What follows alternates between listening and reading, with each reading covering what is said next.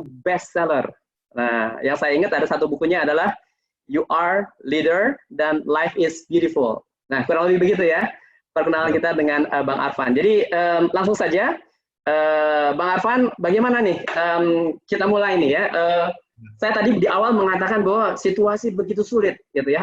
Angka-angka statistik menunjukkan banyak sekali hal-hal yang dampak negatif dari situasi saat ini. Nah, bagaimana hal ini dalam perspektif atau sudut pandangnya Bang Arfan? Silakan, Bang. Ya, terima kasih banyak Mas Andre ya. Assalamualaikum warahmatullahi wabarakatuh, teman-teman semua. Senang sekali hari ini bisa bertemu dengan teman-teman. Ini kali pertama saya ya untuk join di acara Kapija lagi setelah sekian lama tidak pernah muncul gitu ya. Saya terakhir kali jadi pengurus Kapija itu di tahun 93, 94 itu. Ya, waktu itu ketua Kapijanya itu adalah Bang Zulfadli Barus. Ya, saya menjadi salah satu ketua waktu itu. Tapi setelah 94, 95, kemudian karena kesibukan bekerja dan sebagainya, belum sempat bergabung lagi. Dan alhamdulillah saya bahagia sekali hari ini bisa kembali bersama teman-teman Kapija. Ya, kita memperbanyak silaturahmi dan juga networking gitu untuk kemaslahatan bersama begitu. Kembali ke pertanyaan Mas Andre tadi, ini optimis dan pesimis itu sesungguhnya adalah cara kita melihat sih. Ya, jadi saya ingin memulai dengan kuis dulu, boleh ya, Mas Andre ya? Silakan, Mas Arfan. Nah, menarik nih, kita mulai dengan kuis. Ya, saya ingin kita bikin kuis dulu ya. Jadi nanti setiap orang yang ada di sini harus memilih satu jawaban yang menurut teman-teman paling cocok ya, yang mana ya? Oke ya. Saya bacakan dulu ceritanya ya. Nah, ini menarik sekali. Bayangkan teman-teman ada seekor burung berwarna biru yang tiba-tiba masuk ke kamar Anda melalui jendela. Dan kemudian burung itu terperangkap di kamar Anda gitu. Ada sesuatu pada burung ini yang menarik gitu. Anda lihat burungnya ini cantik, indah gitu, sehingga tadinya Anda mau mengusir burung ini, tapi setelah Anda pikir-pikir, jangan deh, lebih bagus saya pelihara burung ini. Ya, nah ternyata burung ini burung ajaib nih, ya, burung ajaib nih. Jadi warnanya nih waktu dia masuk ke kamar Anda tuh warnanya biru. Ternyata besok Anda lihat warnanya berubah, ya, jadi warna kuning. Nah, besoknya lagi, berubah lagi, jadi warna merah. Nah, besoknya lagi, berubah jadi warna hitam. Nah, pertanyaannya adalah, apa warna burung di hari kelima? Nah, hari pertama biru. Okay. Hari kedua berubah jadi kuning, terus merah, terus hitam. Nah, pertanyaannya, hari kelima jadi warna apa? Ada 4 pilihan ya. Nah, silakan teman-teman pilih dari 4 yang tersedia. Pilihan pertama, burungnya tidak berubah warna, tetap hitam. Ya kalau udah hitam ya mau berubah jadi apa lagi kan gitu ya, ya tetap hitam lah gitu. Ya itu pilihan pertama. Pilihan kedua, burungnya berubah kembali menjadi warna biru. Pilihan ketiga, burungnya berubah menjadi warna putih. Pilihan keempat, burungnya berubah menjadi warna emas. Yang mana pilihan teman-teman? Kayak gini, saya mau cek ya. Tolong tunjukkan tangan ya. Siapa yang memilih warna yang warnanya tetap hitam, burungnya tetap warna hitam? Tolong tunjuk tangan. Kan kemarin sudah hitam, jadi tetap hitam. Ada? Oke. Ada nggak nih Bang Andre nih? Ayo. Tidak ada ya, saya nggak ngelihat ada yang acung tangan nih di sini. Oke, lanjut Bang Arfan. Lanjut. Yang burungnya berubah menjadi warna biru kembali, tinggi, warna biru. Oke, yang burung berubah menjadi warna biru juga tidak ada yang acung tangan. Nggak ada juga. Ada tuh, Mbak Seni ya? Iya, bukan. Oh ya, Mbak Seni. Oke. Mbak Seni, burung berubah jadi biru ya? Berikutnya burung berubah menjadi warna putih. Ada nggak? Putih. Oh, itu ada tuh. Siapa itu? Burung berubah menjadi warna putih. Oke. Ada satu ya, Didi dari, wah nih kawan lama nih, Bang Didi bilang putih katanya. Didi, Bang Didi ya, putih ya. Burung berubah menjadi warna emas ya Pak Mas? Wah banyak ini emas Mbak ya. Lia, Mas Afdal, Mbak Kresna, Kak Mezia, Imam, paling banyak nih. Banyak ya. Bang Arfan, paling banyak yang bilang berubah jadi emas. Kalau boleh tahu, Mbak Seni apa tadi? Mbak Seni biru ya. Biru ya. Mas Dedi? Oke, Mas Dedi apa Mas Dedi? Mas Dedi tadi putih kalau nggak salah. Putih ya. Putih. Oke, Bang Fahrizal apa nih? Belum lihat saya. Mana Bang Fahrizal? Apa warnanya coba Kak? Ini belum Bang kelihatan. Fahrizal videonya masih Ya. off nih. Boleh Ada ditulis. trouble, Bang Farizal trouble videonya katanya. Oh, Oh, oke. boleh dicat juga warnanya apa? Pilihannya? Bang Fahrizal, oke. Kalau Anda dengar, Mbak boleh Leli di chat. sudah dicat ya warnanya emas ya, Mbak Leli ya. Oke. Nah, gini teman-teman ya, ini kuis ini bukan saya yang membuat ya. Kuis ini yang membuat adalah seorang profesor dalam bidang ilmu psikologi dari Tokyo University, Tokyo Daigaku, namanya Profesor Isamu Saito dan Tadahito Nagao ya. Jadi Isamu Saito dan Tadahito Nagao ini membuat games-games psikologi gitu. Yang namanya adalah kokologi.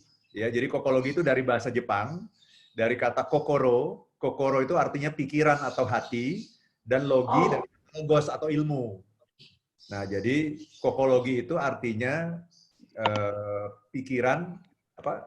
Ilmu mengenai pikiran atau hati gitu. Kira-kira begitu. Kan yang sering kali kita tahu kan Kokoro no Tomo ya. Ya, itu. Penyanyinya Mayumi Itsuwa. Ya, ya. Hafal sih ya. Hafal. Langsung ketahuan umurnya gitu ya. Betul sekali, Pak Arfan. Satu generasi kita. Ya. Kalau Kokoro no Tomo itu bahasa Jepang ya, itu dari kata kokoro artinya pikiran atau hati, dan tomo dari kata tomodachi. Tomodachi itu artinya teman gitu, ya.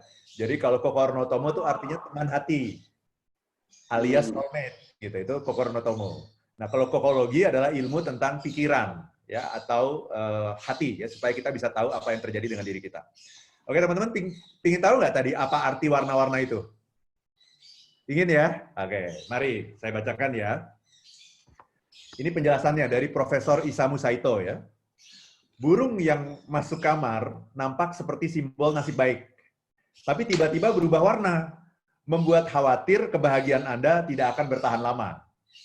Nah, reaksi Anda terhadap situasi ini menunjukkan bagaimana Anda merespon perubahan dan ketidakpastian dalam kehidupan yang nyata. Nah, ini jadi mengenai bagaimana kita merespon ya, ketidakpastian perubahan. Seperti yang terjadi saat ini, COVID-19 ya, teman-teman semua ya.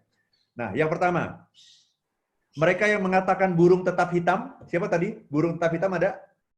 Nggak ada ya? Nggak ada, bener nih ya, nggak ada ya? Oke. Saya sih. Oh, Bang Andre bilang burung tetap hitam ya? Iya, dalam hati. Moderator takutnya nggak boleh milih. Nah, mau tahu nggak jawabannya gini? Gini Oke. jawabannya. Orang yang mengatakan burung tetap hitam itu memiliki pandangan yang optimis atau pesimis? Kira-kira? Waduh. Kalau dilihat dari warna sih, Ternyata iya. pesimis ya. Iya. Jadi ini penjelasannya begini ya. Apakah Anda cenderung percaya bahwa sekali situasi menjadi buruk, maka dia tidak akan pernah kembali menjadi normal? Mungkin Anda harus mencoba berpikir begini. Jika situasi sudah sangat buruk, maka tidak akan pernah berubah menjadi lebih buruk lagi. Ingatlah, tidak ada hujan yang tidak berhenti. Tidak ada malam yang selalu gelap, di mana tidak akan muncul fajar. Nah, itu. Jadi, kalau yang mengatakan tadi warnanya hitam, berarti dia percaya bahwa ini kan tadinya warnanya biru, terus berubah jadi kuning, berubah jadi merah, berubah jadi hitam, nah terus warna hitam gitu. Berarti itu menganggap itu sudah final gitu. Oke. Itu berarti namanya pesimis. Nah itu setelah ini dirubah warnanya nih Mas Andre. Oke, siap. Ya, ini yang pertama ini ya, kalau yang mengatakan burung tetap hitam. Nah, yang kedua sekarang. Mereka yang berkata burung berubah kembali menjadi warna biru siapa? Biru. Tunjuk tangan, siapa tadi biru? Siapa ya tadi ya? Kayak Biru ada. tadi Kak Seni.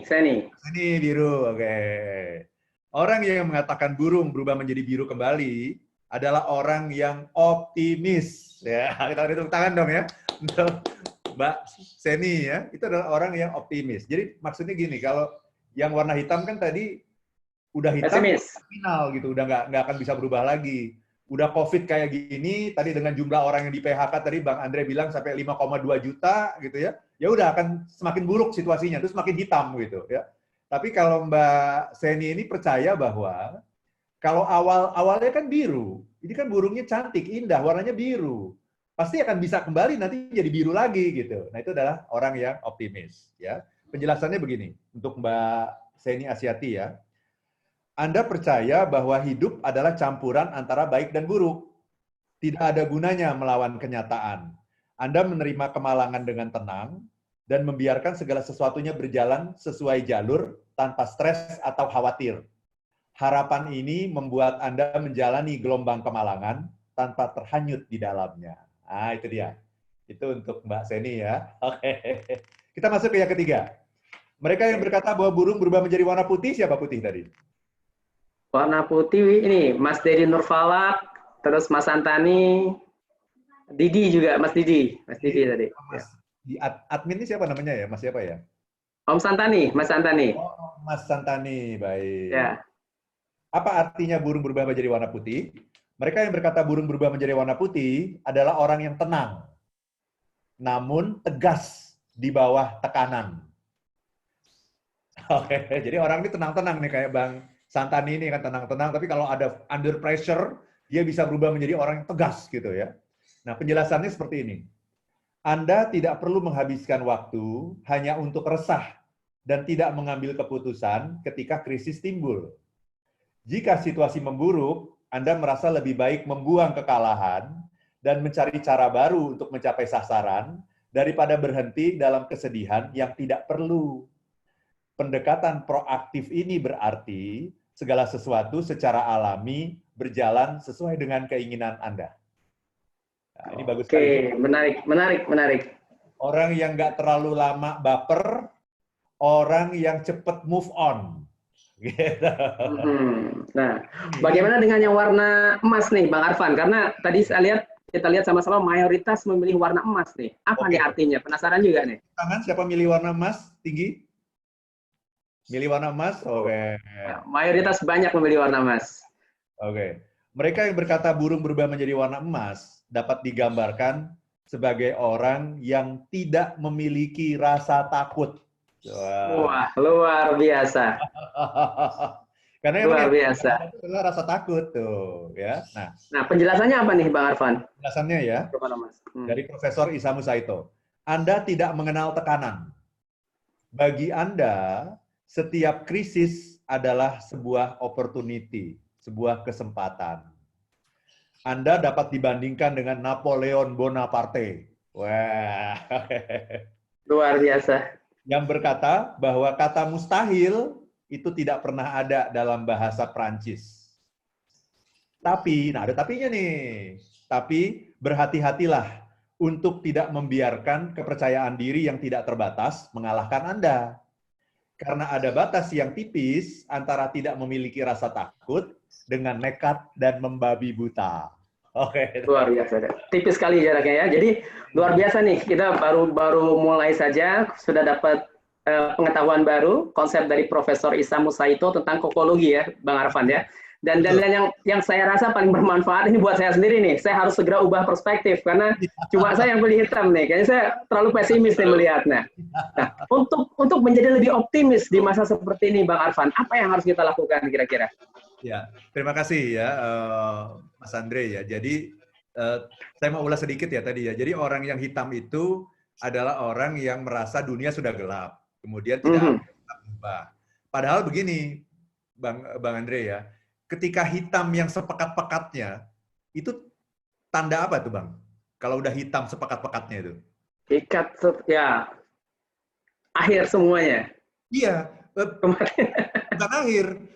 Kalau kita sudah sejatuh-jatuhnya, sudah ada di yang paling bawah, maka sesungguhnya kita tidak punya pilihan lain selain bangkit. Selain bangkit, ya. Karena sudah tidak ada, udah jatuh sejatuh-jatuhnya, mau jatuh kemana lagi gitu. Ini udah yang paling bawah. Betul. Jadi, orang yang sudah jatuh itu mestinya optimis. Kenapa? Karena ketika dia sudah jatuh, tidak ada pilihan lain kecuali bangkit. Karena udah nggak bisa jatuh lagi. Dan ketika kita lihat ketika malam itu sudah sehitam-hitamnya, segelap-gelapnya, itu sesungguhnya merupakan sebuah tanda bahwa setelah ini akan muncul fajar gitu. Jadi sebetulnya warna hitam itu sesungguhnya memberikan sinyal kepada kita bahwa ini akan segera berlalu kalau kita sudah sampai di hitam yang sepekat-pekatnya itu gitu. Nah, baik, oke. Yang menarik tadi adalah ketika teman-teman mengatakan warna emas gitu ya. Jadi warna emas ini adalah orang yang selalu melihat bahwa kalau warna burung ini harus berubah, kenapa berubahnya cuma kembali ke biru lagi gitu? Kenapa cuma menjadi warna putih? Kenapa nggak berubah jadi emas sekalian? Toh dia berubah juga kan gitu. Jadi ini adalah orang yang selalu melihat bahwa dalam setiap masalah itu ada opportunity. Gitu. Nah inilah yang sesungguhnya namanya hope gitu. Inilah yang disebut dengan hope. Hope itu adalah melihat bahwa, jadi ketika kita bicara optimisme, Bang Andre, ini kita akan selalu bicara sesungguhnya mengenai hope, mengenai harapan gitu. Yang menarik teman-teman semua, yang namanya harapan itu adalah sebuah emosi positif yang lahir dalam kondisi negatif gitu. Jadi begini. Ini yang sangat menarik ya teman-teman semua ya. Saya mempelajari banyak sekali emosi positif. Emosi positif itu kan banyak ya. Misalnya apa? Misalnya gembira, bahagia, bersyukur, kemudian terpesona. Itu kan emosi positif tuh ya. Terpesona, terinspirasi, tercerahkan gitu ya. Terhibur gitu. Itu semuanya adalah emosi positif. Yang menarik, semua emosi positif itu terjadi dalam situasi yang positif. Semua. Tidak ada emosi positif yang lahir dalam situasi yang negatif. Kecuali satu hal, hope. Yang namanya harapan atau hope itu adalah satu-satunya emosi positif di dunia ini yang lahir justru dalam kondisi yang negatif. Nah itu tadi dan hope itu terjadi ketika warna sudah sehitam-hitamnya, Bang Andre. Oke. Nah, jadi dalam kondisi sulit semacam ini, katakanlah kita dalam suasana yang negatif, ternyata di balik itu ada harapan ya, ada hope ya, Bang Arfan ya. Oke. Ya. Nah, bagaimana Bang Arfan kita bisa membangkitkan harapan tersebut? Karena kalau kita lihat situasi seperti ini kan cukup sulit. Di alumni Kapija juga beragam profesinya. Ada yang memang karyawan swasta yang saat ini kita tahu bahwa banyak perusahaan-perusahaan yang sudah melakukan rasionalisasi, pemotongan gaji gitu kan. Betul. Kemudian juga ada yang wira swasta, pengusaha seperti ketua kita nih Bang Hari Kaligis.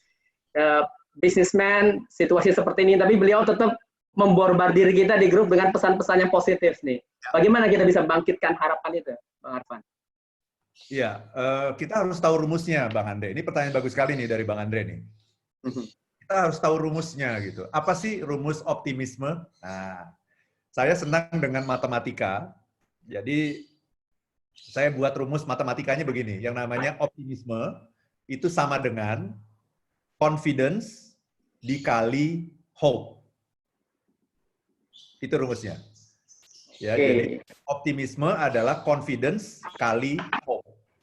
Ya. Boleh bantu dijabarkan, Bang Arfan? Ya. Bagaimana maksudnya? Terima kasih, Bang Andre. Apa itu confidence? Confidence adalah PD, percaya diri. Itu namanya confidence. Ya. Nah, apa itu hope? Kalau confidence adalah percaya diri, hope itu adalah percaya Tuhan. Itu aja. Jadi ini rumusnya sederhana sekali, teman-teman ya. Ini saya kasih rumus kepada teman-teman yang sederhana sekali, tapi rumus yang sederhana ini gampang diingat dan gampang diaplikasikan gitu. Kan seringkali kita ngomong optimisme itu kan kelihatannya abstrak ya. Apa sih optimisme kok abstrak gitu? Apa sih gitu? Gampang teman-teman. Optimisme itu sama dengan confidence dikali dengan hope. Confidence dikali hope. Confidence adalah percaya diri. Hope adalah percaya Tuhan. orang yang hanya memenuhi satu komponen saja, itu tidak akan bisa optimis. Misalnya apa? Misalnya dia hanya percaya diri. Ya, oh saya adalah orang yang percaya diri. Tapi saya nggak percaya Tuhan, nggak percaya Tuhan dalam pengertian begini teman-teman. Semua orang sih percaya Tuhan ya, karena keberadaan Tuhan itu kan sudah sangat obvious sekali gitu ya. Apalagi di masa teknologi sekarang ini itu tidak ada seorang pun yang bisa menjadi ateis dalam pengertian yang sesungguhnya, nggak percaya Tuhan, nggak mungkin. Karena keberadaan Tuhan itu sangat obvious sekali. Semakin teknologi maju, semakin kita yakin bahwa Tuhan itu ada. Tetapi kalau kita bicara mengenai keimanan nih, Bang Andre ya, keimanan itu ada level sesungguhnya. Ya, yang pertama adalah percaya bahwa Tuhan itu ada. Semua orang juga percaya sekarang bahwa Tuhan itu ada. Hanya orang bodoh lah yang masih jadi ateis sekarang ini. Tapi iya kan? Karena bukti-bukti keberadaan Tuhan itu sekarang dengan teknologi yang semakin dahsyat ini, kita semakin yakin gitu ya. Bahwa contohnya gini lah. Ya kalau zaman dulu kan sejak lama kita baca ya di Al-Qur'an misalnya atau di dalam kitab suci yang lain ya, bahwa Tuhan itu apapun yang kita lakukan di dunia ini kan direkam ya. Ada rekamannya tuh ya. Betul. Kan zaman saya madrasah dulu gitu ya, ada namanya malaikat atid sama malaikat rokib gitu ya. Malaikat rokib tuh yang nyatet gitu ya, yang mencatat semua kebaikan kita. Malaikat atid yang mencatat semua kejelekan kita. Dari mulai kita lahir sampai kita meninggal dunia gitu. Nah itu pada zaman dulu mungkin agak sulit diterima oleh akal sehat gitu ya. Ini malaikat ini kok kerjaannya cuma nyatetin gitu ya. Nah sekarang ini dengan teknologi modern dan sebagainya, kita jadi tahu bahwa semua yang kita katakan ini, yang pernah terlontar dari mulut kita ini, sebetulnya ini direkam oleh alam semesta gitu. Jadi semua rekaman kita ini ada gitu. Jadi tidak aneh kalau Tuhan mengatakan nanti ketika di hari akhir nanti, di yaumil akhir nanti, semua rekaman itu akan diputar gitu. Karena memang rekaman itu tersimpan di alam semesta ini gitu. Nah itu kan salah satu bukti ya bahwa dengan adanya YouTube dan sebagainya itu membuat kita jadi makin yakin dengan teknologi ini. Semua itu bisa direkam. Jadi sekarang orang mikirnya sudah bukan rakib dan atid lagi gitu, tapi dalam bentuk teknologi gitu ya. Jadi yang ingin saya katakan adalah kalau kita bicara keimanan kepada Tuhan kan yang paling rendah adalah percaya pada Tuhan. Nah, saya ingin mengatakan sekarang ini nggak ada lagi orang yang ateis gitu, karena dengan kemajuan teknologi ini orang semakin yakin bahwa apa yang dikatakan oleh Tuhan itu melalui kitab suci itu benar semuanya gitu. Tapi itu baru level paling rendah tuh, percaya kepada Tuhan. Nah, kita harus naik level. Yang pertama tadi percaya bahwa Tuhan itu ada. Level 2, Bang Andre, percaya bahwa Tuhan itu hadir. Nah ini, tidak semua orang yang percaya bahwa Tuhan itu ada, percaya juga bahwa Tuhan itu hadir. Karena ada dan hadir itu dua hal yang berbeda loh. Iya. Misal begini, kalau saya katakan begini, apakah teman-teman percaya bahwa polisi itu ada? Polisi ada ya, tentu ada, betul. Tapi polisi hadir nggak di sesi acara kita pada hari ini? Itu. Ya, betul. Jadi jelas ya perbedaannya antara ada dan hadir. Nah, itu. Keberadaan dan kehadiran. Oke, analogi yang simple tapi pas banget, Bang Arfan. Sangat pas. Bang Andre, banyak orang yang percaya bahwa Tuhan itu ada, sekedar ada saja. Tapi dia tidak hadir. Nah, itu berarti tingkat keimanannya udah berbeda lagi tuh. Ya, kalau yang hadir itu orang yang merasa bahwa Tuhan itu hadir, itu perasaannya beda nggak? Coba. Ya, tentu berbeda. Pasti berbeda perasaannya. Lebih apa gitu? Ya. Lebih aman kan misalnya? Lebih aman, lebih nyaman, merasa terlindungi. Benar nggak begitu? Betul sekali. Nah, itu yang namanya keimanan level 2 tuh. Jadi kan selama ini kan kita kalau bicara keimanan, kita cuma bicara iman percaya pada Tuhan, percaya pada Allah, titik. Padahal itu ada levelnya. Nah, gitu ya. Jadi level 1 percaya bahwa Tuhan itu ada. Level 2 percaya bahwa Tuhan itu hadir. Ya. Level 3 percaya bahwa Tuhan itu bisa menolong kita dalam situasi apapun. Karena hadir saja Gini, saya Sorry. percaya bahwa Mas Andre ada. Bagus, sudah. Level 1. Saya percaya bahwa Mas Andre hadir. Berarti level berapa? 2. Level 2. Nah, saya percaya Mas Andre hadir, gitu kan. Nah, tapi saya tidak percaya bahwa kalau saya punya utang, ya Mas Andre mau bantu saya gitu. Kalau itu harus percaya, Mas. Itu percaya ya? Itu harus percaya. Nah, maksud saya begini. Jadi, ini level 3 itu udah beda lagi. Jadi level 3 itu kita percaya bahwa Tuhan itu adalah tempat kita bergantung. Sama dengan saya mengatakan tadi, saya percaya bahwa Mas Andre ada, yes. Saya percaya bahwa Mas Andre hadir, yes. Tapi saya nggak percaya kalau saya punya utang, Mas Andre bisa bantu. Nah, itu berarti keimanan saya itu hanya sampai level 2 gitu. Level 2. Nah, kepada Tuhan, yang namanya percaya sama Tuhan yang dimaksud ketika kita bicara mengenai konsep optimisme ini, mestinya adalah sampai pada level 3. Apa itu? Percaya bahwa ketika kita punya masalah apapun, Tuhan itu akan membantu. Tuhan itu bisa membantu. Kenapa? Karena namanya saja Tuhan. Karena namanya saja Tuhan. Kalau dia tidak bisa bantu, ya, dia tidak layak disebut Tuhan. Gitu. Nah, pertanyaannya, seberapa tinggi kepercayaan Anda pada kata-kata yang saya sampaikan tadi gitu? Bahwa Tuhan itu pasti akan bantu. Iya. Itu yang akan menentukan level keimanan teman-teman gitu. Dan pada akhirnya kita sendiri yang bisa menjawabnya ya, Bang Arfan ya. Betul. Karena kadang-kadang kita nggak percaya. Nah, tahu nggak, Bang Andre? Kelihatan dari mana orang yang percaya sama nggak percaya itu? Coba. Nah, agak susah jawabnya nih, Bang Arfan. mungkin dari perilaku ya, dari tingkah laku, dari bagaimana pola hubungan dengan orang lain gitu ya, dari sikap, mungkin dari situ. Gini, yang paling gampangnya gini, ya. Bagi teman-teman yang beragama Islam, Anda kalau selesai sholat, itu doanya berapa lama? Ya, kita Bang Andre mewakili deh teman-teman deh. Ini sebetulnya bukan hanya yang beragama Islam ya. Bagi teman-teman yang beragama Kristen, Anda berdoa itu berapa lama gitu? Tapi saya, gimana? Ini pertanyaan buat saya nih. Ya. 3-5 menit. Sebentar sekali ya. Bentar ya? Iya. 5 menit lah, 5 menit. Oke, 5 menit atau kurang? 3-5 menit tadi saya bilang, 3-5 menit. Karena gini, ya misal Bang Andre atau teman-teman yang lain ya punya kesempatan nih untuk ketemu sama orang yang sangat berkuasa gitu. Ya, misalnya ketemu siapa nih orang yang sangat berkuasa siapa ya misalnya ya.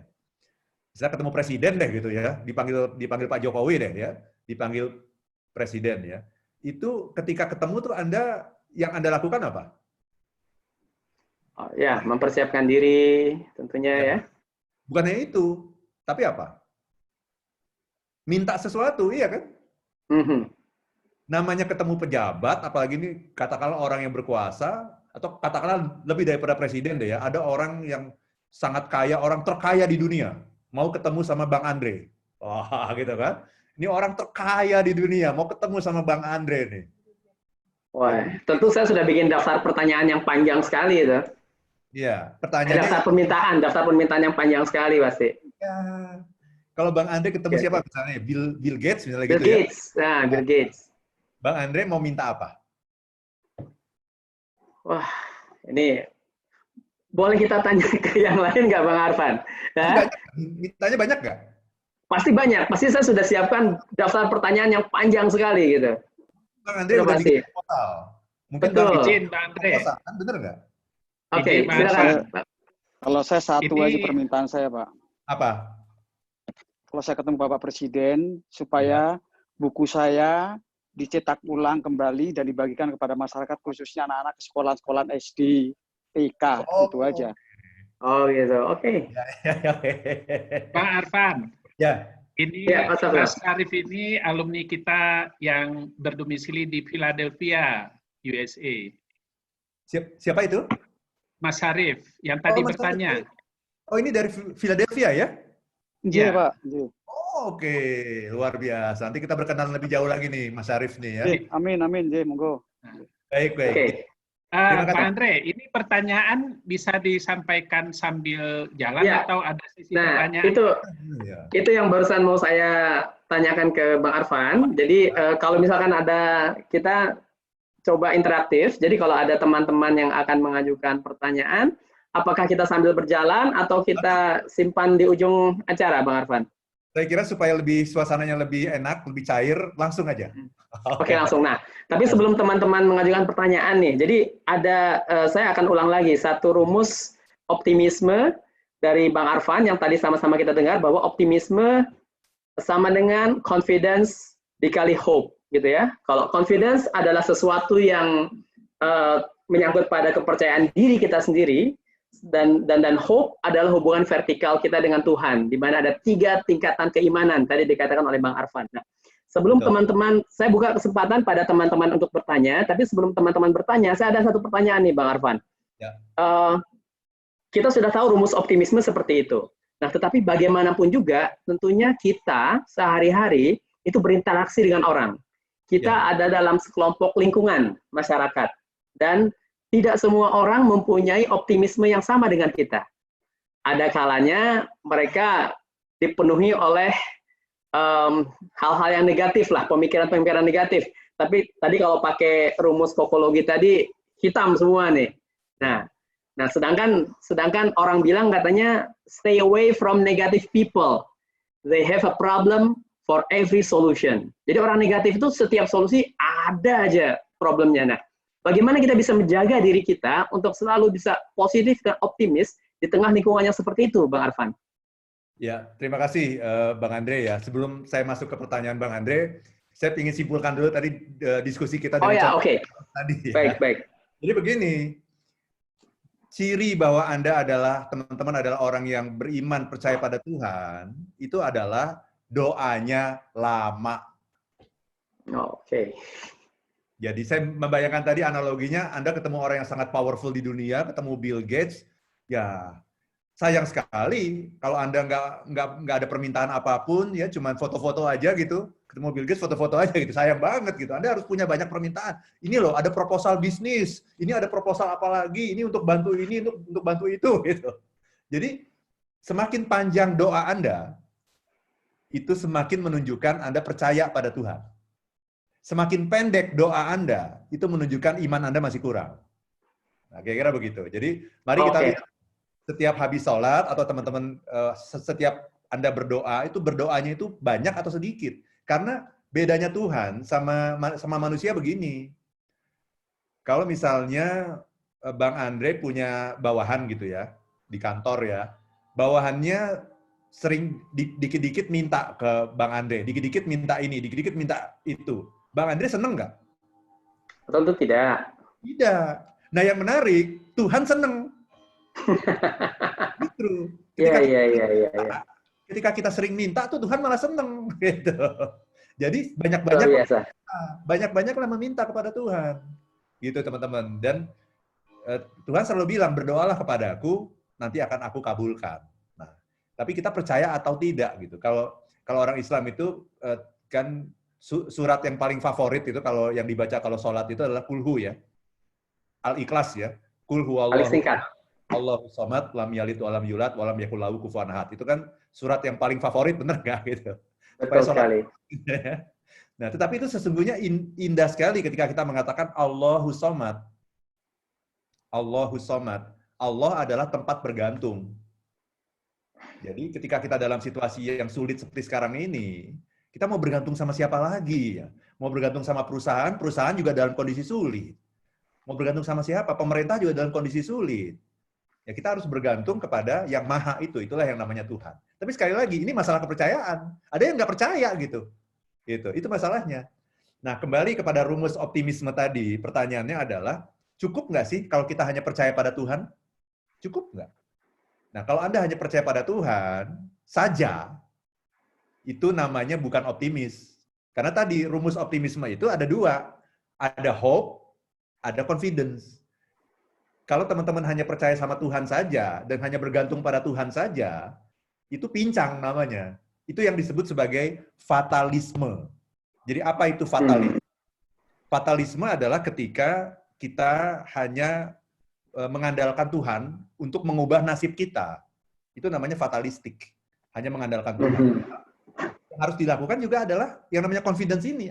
Anda harus melakukan sesuatu gitu. Anda harus pede gitu. Harus berusaha ya, harus berusaha dari kita sendiri, betul. Betul. Jadi confidence sekali hope itu sama dengan optimisme. Kalau hanya hope saja itu namanya fatalistik. Oke. Kalau hanya confidence saja itu namanya arogan. Oke. Itu Bang Andre. Jadi harus lengkap nih. Menarik. Anda percaya diri nggak? Enggak. Itu fatalistik namanya. Anda percaya diri nggak? Percaya. Saya mampu. Oke. Percaya Tuhan nggak? Ya percaya sih bahwa Tuhan ada. Tapi apa Tuhan bisa bantu ya? Itu berarti arogan. Itu aja. Nah, tadi kembali ke pertanyaan Bang Andre. Bagaimana ya supaya kita bisa terus optimis di lingkungan yang pesimis gitu. Nah ini. Jadi optimisme dan pesimisme itu seperti orang tarik tambang. Seperti orang tarik tambang. Tapi yang menarik adalah kalau tarik tambang itu yang paling penting itu adalah kekuatan fisik ya. Itu kan yang paling penting kan kekuatan fisik. Jadi kalau saya cuma satu, saya cuma sendiri, terus Bang Andre dan teman-teman ada di seberang sana, saya sendirian di seberang sini. Hampir bisa dipastikan saya kalah, benar nggak? Ya. Tetapi itu karena kita bicara kekuatan fisik. Nah, kalau kita bicara kekuatan mental, apalagi kekuatan spiritual, kita tidak akan kalah. Nah, jadi kita harus tingkatkan diri terlebih dahulu. Contohnya begini, misalnya di kantornya Bang Andre, ini Bang Andre punya 10 orang bawahan. Dan 10-10-nya ini adalah orang-orang yang pesimis banget, yang datang ke kantor selalu membawa energi negatif gitu. Nah, kalau kita jumlahkan, energi negatifnya ada 100. Energi negatif yang ada di kantor. Nah, Bang Andre datang ke 10 orang ini ingin mengubah. Gitu ya. Maka kalau Bang Andre cuma bawa energi positif 50, sudah pasti Bang Andre akan kalah. Lantas caranya gimana? Ya Bang Andre nggak bukan, Bang Andre harus meningkatkan energi positif Bang Andre supaya energi positifnya jangan cuma 50 dong. Udah pasti kalah 50 lawan 100. Maka untuk menghadapi energi negatif pesimisme yang 100 tadi, Bang Andre minimal harus punya 110 minimal. Nah, gitu ya. Jadi ini hidup itu adalah masalah tarik menarik. Hidup itu adalah masalah tarik tambang, Bang Andre. Kira-kira begitu. Baik. Oke, menarik Bang Arfan. Terima kasih untuk penjelasannya tadi. Nah, saya lihat di chat room sudah ada 2 orang yang ingin bertanya nih, ya, ingin menyampaikan sesuatu. Pertama dari siapa nih? AZ itu Bang. Beliau bertanya, oke, Bang Aswar. Tapi beliau mengirimkan pertanyaan melalui chat, tapi lebih baik disampaikan sendiri saja, silakan, Bang Aswar. Ya, biar lebih mantap. Nah, gitu. Silakan, Bang. Apa kabar, Bang Arfan? Luar biasa bahagia, Bang Aswar. Masih ingat sama-sama Ayep dulu. Di Ayep ya? Nggak ada rambut sekarang. Iya. Tapi kita di angkatan yang berbeda ya. Ya. Saya jauh lebih muda. Ya, jadi teman-teman ini saya juga selain program Kapija ini, saya juga ikut program ke Australia waktu itu ya. Jadi Australian Indonesian Youth Exchange Program. Jadi kita 2 bulan di Indonesia, 2 bulan di Australia, begitu ya? Ya. Azwar ya. Bang. Nah, Mas Azwar di angkatan yang berbeda dengan saya nih. Oke. Silakan Mas Azwar ya. Senang nih bisa Itu tadi menarik bahwa indikator tadi makin lama berdoa berarti kan makin dekat dan makin tinggi hopes-nya ya pada Allah gitu. Tetapi kan pada sisi lain juga mengatakan bahwa terlalu banyak minta terus nanti tenggelam dalam harapan-harapan dan doa-doa sendiri gitu. Sehingga lupa mensyukuri terhadap apa yang sudah. Pertanyaannya bagaimana memahami dua perspektif ini secara seimbang? Very good question. Ini bagus sekali nih pertanyaannya. Boleh langsung saya jawab, Bang Andre? Silakan langsung, Bang Arfan. Very good. Silakan langsung dijawab. Ya. Ini pemahaman saya ya. Kalau saya memahami nomor satu yang harus kita lakukan itu adalah bersyukur dulu gitu. Jadi kalau saya sholat, kalau saya membedakan nih antara sholat dengan berdoa gitu. Kalau saya membedakan, Mas Azwar ya, yang namanya sholat bagi saya itu cuma satu, bersyukur. Jadi ketika saya sholat itu, saya benar-benar sholat itu adalah representasi dari rasa syukur saya kepada Allah. Itu aja yang saya lakukan ketika sholat tuh yang saya ingat cuman saya bersyukur. Dan ketika kita sholat dalam perasaan syukur itu rasanya saya merasa dekat dengan Tuhan gitu. Kan ada hadis Nabi yang bilang apa as-sholatul mi'rijul mu'minin katanya gitu ya. Sholat itu kan kayak mirajnya orang beriman gitu katanya begitu ya. Jadi saya sholat itu cuma satu tuh yang saya pikirin, saya bersyukur gitu. Saya bisa seperti ini itu nggak mungkin gitu tanpa bantuan, tanpa pertolongan dari Allah itu nggak mungkin saya tuh bisa seperti sekarang ini gitu. Nah, jadi bersyukur itu nomor satu itu. Nah, nomor dua adalah ketika saya berdoa. Nah itu udah selesai sholat, saya berdoa gitu. Nah, berdoa itu bagi saya cuma satu, minta, udah itu aja. Dan ketika saya meminta itu sama sekali tidak berarti bahwa saya tidak bersyukur gitu. Jadi saya sudah bersyukur duluan, udah apapun aku syukuri gitu. Nah sekarang engkau kan maha kuasa gitu. Jadi ketika kita percaya bahwa Tuhan itu maha kuasa, maka kita istilahnya beginilah ya. Kayak saya sebagai anak kecil gitu. Kalau kita sebagai anak kecil, kita lagi merasa kesulitan, boleh nggak kita datang ke ibu kita, kemudian kita nangis gitu, aduh bu, aku dipukuli temanku di sekolah, aku dibully mama gitu. Boleh nggak begitu? Boleh ya Bang Andre ya? Namanya ya. Sendiri ya. Iya kan nangis, nah, udah nggak ada jaim-jaiman itu kan, kayak gitu ya. Bayangkan anak kecil dibully di sekolah, terus sedang mengalami kesulitan, kemudian kita datang pulang ke rumah, langsung peluk ibu kita, peluk ayah kita, kemudian kita menangis sejadi-jadinya gitu. Nah, itu yang saya analogikan dengan kita kepada Tuhan gitu. Jadi kepada Tuhan ya setelah bersyukur dalam sholat dan sebagainya, kemudian saya menangis, saya meminta, dan aku meminta ini karena engkau kan Tuhan gitu.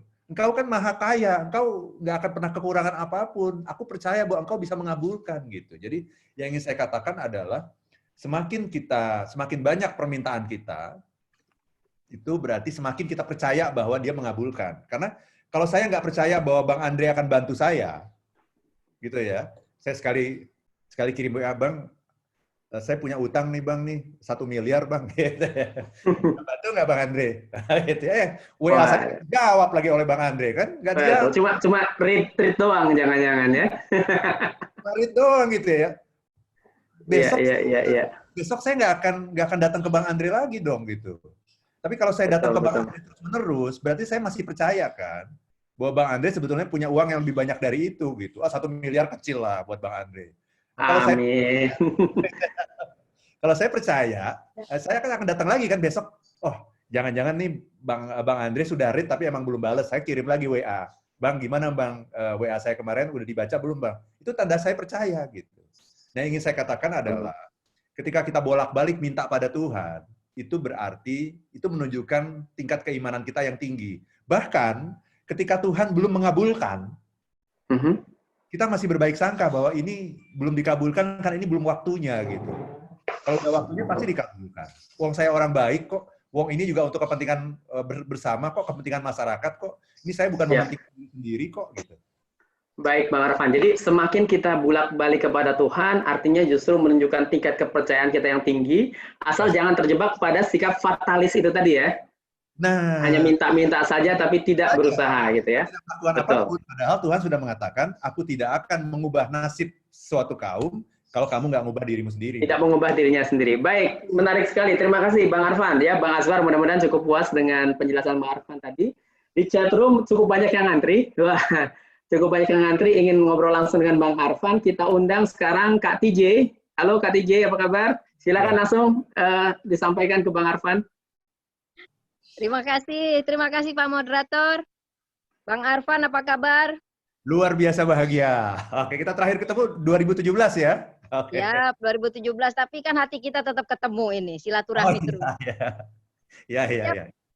Bang Arfan, ini menarik sekali ceritanya karena betul kita ini sekarang dalam posisi yang harus menyemangati diri sendiri, menyemangati kawan-kawan semua.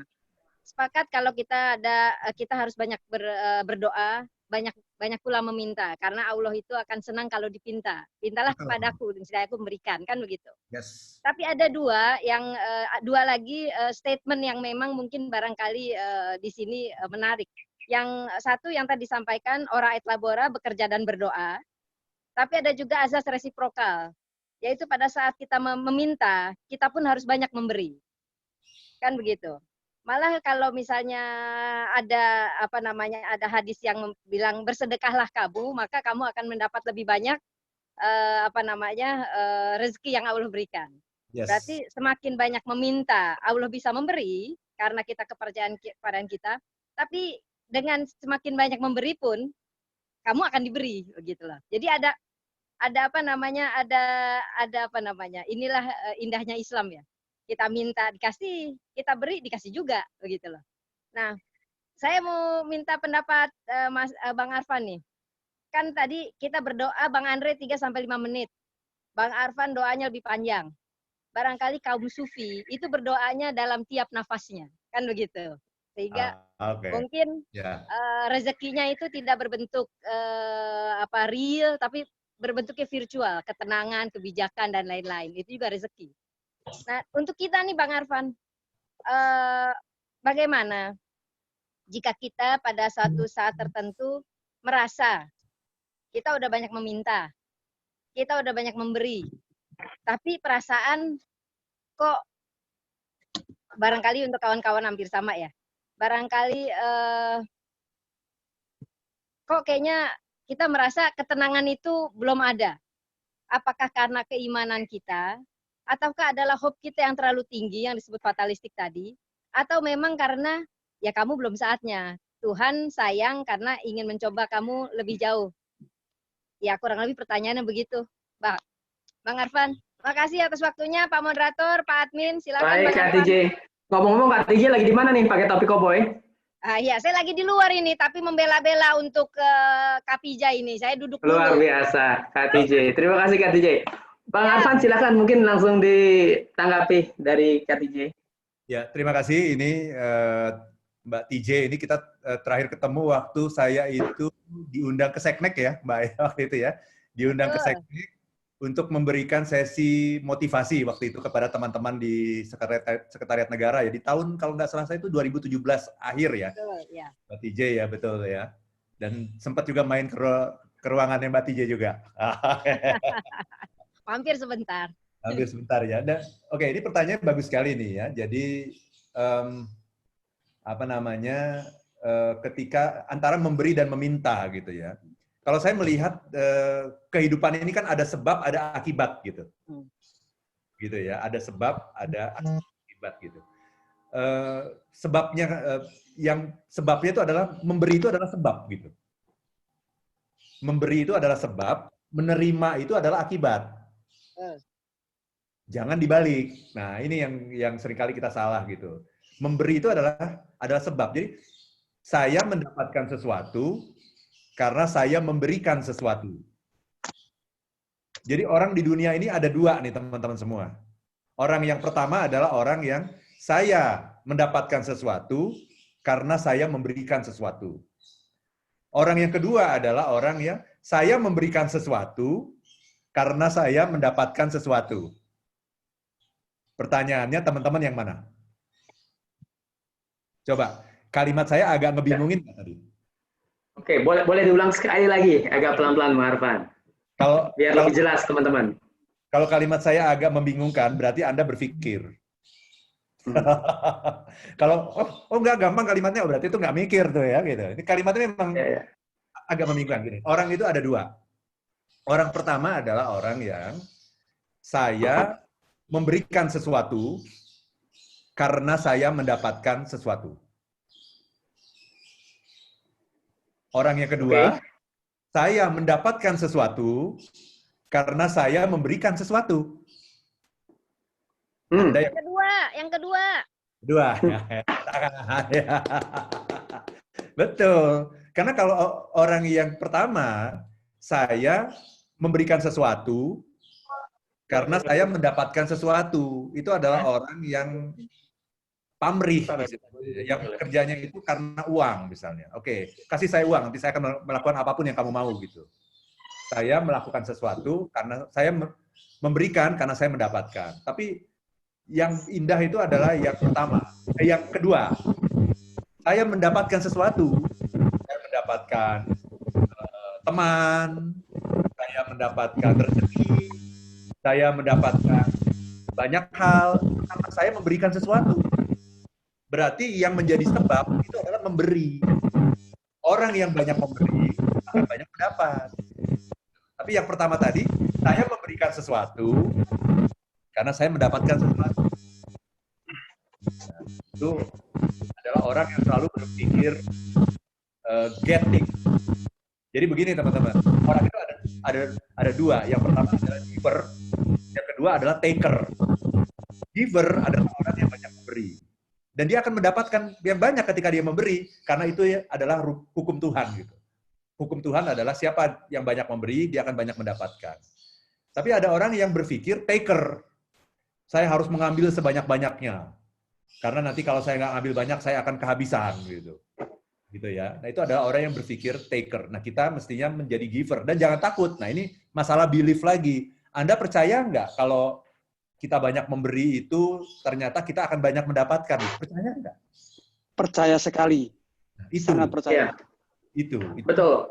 Ya, jadi seperti ya, seperti Bang Arfan tadi ya. Jadi semakin kita memberi, semakin kita mendapatkan. Saya teringat pada satu konsep, pay it forward. Mungkin teman-teman juga sering dengar ya, pay it forward. Jadi bagaimana manfaat dari sebuah tindakan kebaikan diteruskan dengan kebaikan yang lain kepada banyak orang sehingga dia terus menggelinding seperti bola salju gitu ya, Bang Arfan ya. Jadi saya dapat karena saya memberi. Kurang lebih begitu ya, Bang Arfan. Nah, satu lagi tadi Mbak Tije tadi bertanya, kalau sudah memberi tapi belum ada ketenangan. Nah, kenapa tuh, Bang Arfan? Udah memberi tapi masih nggak tenang juga. Iya. Nah. Ada beberapa kemungkinan. Nomor satu, memberinya tidak ikhlas. Oh, oke. Gitu ya, memberinya tidak ikhlas. Karena ketika memberi tidak ikhlas, maka pikiran kita itu adalah perhitungan bisnis. Perhitungannya bisnis. Saya udah invest, artinya gitu, saya udah invest segini nih, saya udah invest 1 miliar nih, kok nggak dapat sih gitu. Nah, itu kan menjadi tidak tenang nih, kapan nih, karena kita menunggu-nunggu. Gitu. Berarti kan tidak ikhlas kan, gitu ya. Ikhlas itu sesungguhnya adalah masalah melepaskan gitu. Nah, ini juga orang seringkali salah gitu. Yang namanya ikhlas itu seringkali kan, udah deh kamu ikhlasin aja deh gitu ya. Ikhlas itu dianggap menerima gitu. Padahal sesungguhnya ikhlas itu bukan menerima, Mas Andre, konsepnya. Kan banyak orang ya, misalnya kita kehilangan orang yang kita cintai ya. Kemudian kita bilang, ya udahlah kamu harus ikhlas gitu. Terima saja. Ikhlas itu bukan menerima. Ketika kita mengatakan ikhlas itu menerima, kita nggak akan pernah tenang. Kenapa? Karena kita tidak menerima apapun. Ikhlas itu konsepnya bukan menerima. Itu yang kesalahan banyak orang adalah ketika mengatakan ikhlas itu menerima. No. Nah, jadi sebetulnya apa tuh konsep ikhlas itu, Bang Arfan? Ikhlas itu adalah melepaskan. Melepaskan ya, oke. Kalau menerima, misalnya gini, kita kehilangan orang yang kita cintai. Kemudian, ya Mas Andre ikhlaskan saja. Mas Andre kehilangan uang gitu. Ya, berbisnis kemudian rugi. Kemudian saya bilang, udahlah Mas Andre, terima saja, ikhlaskan saja.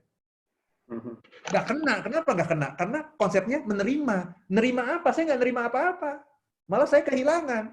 Maka konsep ikhlas yang benar adalah, dan ini konsep giving sesungguhnya ya. Giving itu adalah melepaskan. Ketika, lepaskan itu. Kita hanya bisa move on ketika kita bisa melepaskan. Nah itu. Jadi tidak tenang tadi sesungguhnya karena mungkin kurang ikhlas. Nah kurang ikhlas itu kenapa? Karena konsepnya menerima. Saya nerima apa nih? Nah, kita udah nunggu-nunggu apa yang kita terima. Saya sudah investasi loh, gitu. Mana nih hasilnya nih? Kok belum keluar nih gitu. Nah, padahal sesungguhnya yang harus dilakukan adalah saya sudah melepaskan. Nah, saya udah nggak ingat-ingat itu lagi. Tapi saya percaya bahwa hukum Tuhan pasti berlaku. kan seringkali saya sendiri suka merasakan gitu, dapat rezeki dari tempat yang nggak disangka-sangka gitu. Ya, ada kenalan lama yang sudah lama nggak bertemu saya bertahun-tahun, tahu-tahu ngundang saya sesi motivasi gitu kan. Ini dapat dari mana nih nomornya nih gitu. Tahu-tahu mendadak aja gitu. Ya, yang dulunya saya sudah menanam kebaikan pada orang itu dan tidak pernah menyebut-nyebut kebaikan yang sudah saya tanam itu nggak pernah saya sebut-sebut. Itu memang sudah saya berikan karena ingin membuat dia bahagia, kan seperti itu. Jadi justru ketika melepaskan itu, kita akan mendapatkan ketenangan gitu.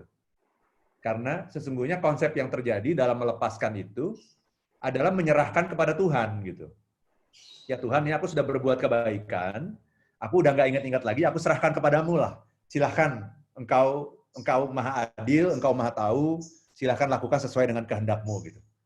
Kira-kira seperti itu, Bang Andi. Baik, jadi konsep ikhlasnya begitu ya, melepaskan ya, karena itu tadi berhubungan juga dengan tadi yang dikatakan bahwa saya mendapatkan sesuatu karena saya memberikan sesuatu. Setelah itu kita ikhlas dan kebaikan tiba-tiba akan datang kembali kepada kita ya, Bang Arfan ya. Betul. Nah, kalau jadi kita percaya, dengan catatan itu Bang, kalau kita percaya. Kalau kita percaya ya, kalau kita percaya, ingat percaya yang 3 level itu tadi ya. Bahwa Tuhan itu ada, Tuhan itu hadir, dan Tuhan itu bisa menolong. Nah, kurang lebih begitu. Baik, Bang Arfan, sebelum kita lanjut, saya kemarin dapat pesan, katanya Bang Arfan bisa sampai 11.30, atau betul, atau bisa diperpanjang waktunya? Sampai jam 12 bisa. Sampai jam 12 bisa ya? Wah, luar biasa, terima kasih. Nah luar biasa nih buat teman-teman Kapija nih ya. Bisa sampai jam 12. Nah, saya dapat ada pesan juga nih dari Ketua Kapija kita, Bang Hari Kaligis, bahwa beliau juga ingin sharing sesuatu yang relevan dengan topik ini. Boleh ya, Bang Arfan ya? Boleh sekali. Beliau akan sharing sesuatu dan juga sekaligus juga ada pertanyaan untuk Bang Arfan katanya. Nah, tapi sekali lagi kalau teman-teman melihat pembicaraan kita di grup, tadi saya sudah sebutkan bahwa Bang Hari ini adalah seorang pengusaha yang pasti terdampak sekali dengan situasi seperti ini, tetapi selalu hadir dengan pesan-pesan positifnya kepada kita semua, gitu ya. Jadi silakan Bang Hari. Silakan Bang Hari.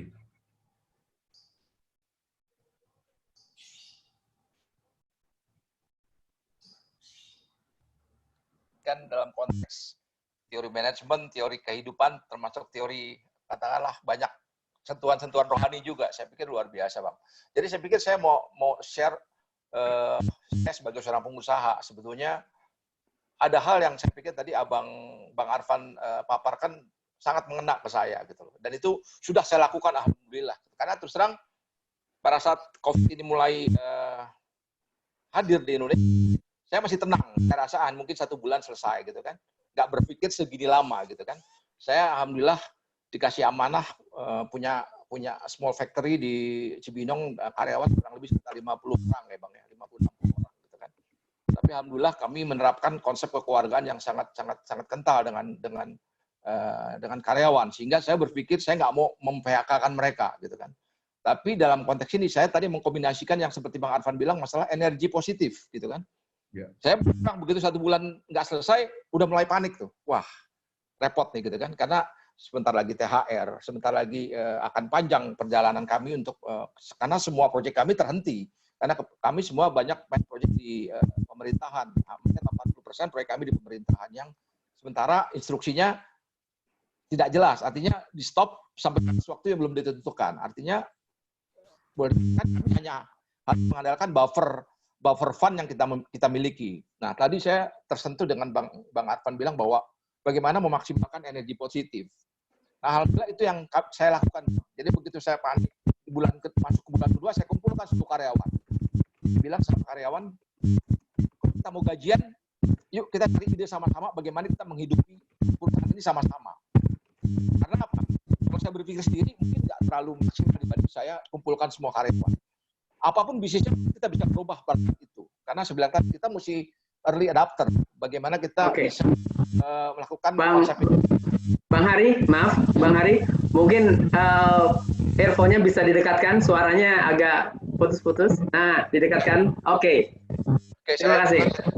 Saya ulang, jadi konsep energi positif itu, alhamdulillah saya terapkan Bang di perusahaan saya, gitu kan.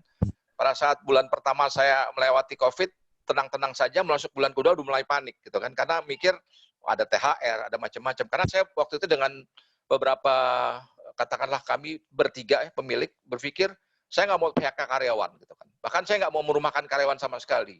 Kebersamaan yang udah kami jalani hampir 10 tahun ini, 8 tahun lebih, hampir 10 tahun ini, saya pengen jaga supaya itu tetap terjaga gitu kan. Nah, caranya saya kumpulkan karyawan, Bang. Supaya caranya mereka kasih ide. Saya bilang, oke, kita kumpulkan mereka, coba cari ide. Apa nih kita setting decision dalam waktu dekat, seperti sekarang. Karena kalau kita mengandalkan proyek yang sekarang kita berjalan, udah pasti nggak mungkin. Karena semua proyek di-stop sama pemerintah. Ya, alhamdulillah dari diskusi dengan karyawan 50 orang itu, adalah sesuatu ide yang akhirnya kita sepakati. Dan alhamdulillah, step by step sudah teratasi, Bang. Gitu. Artinya apa?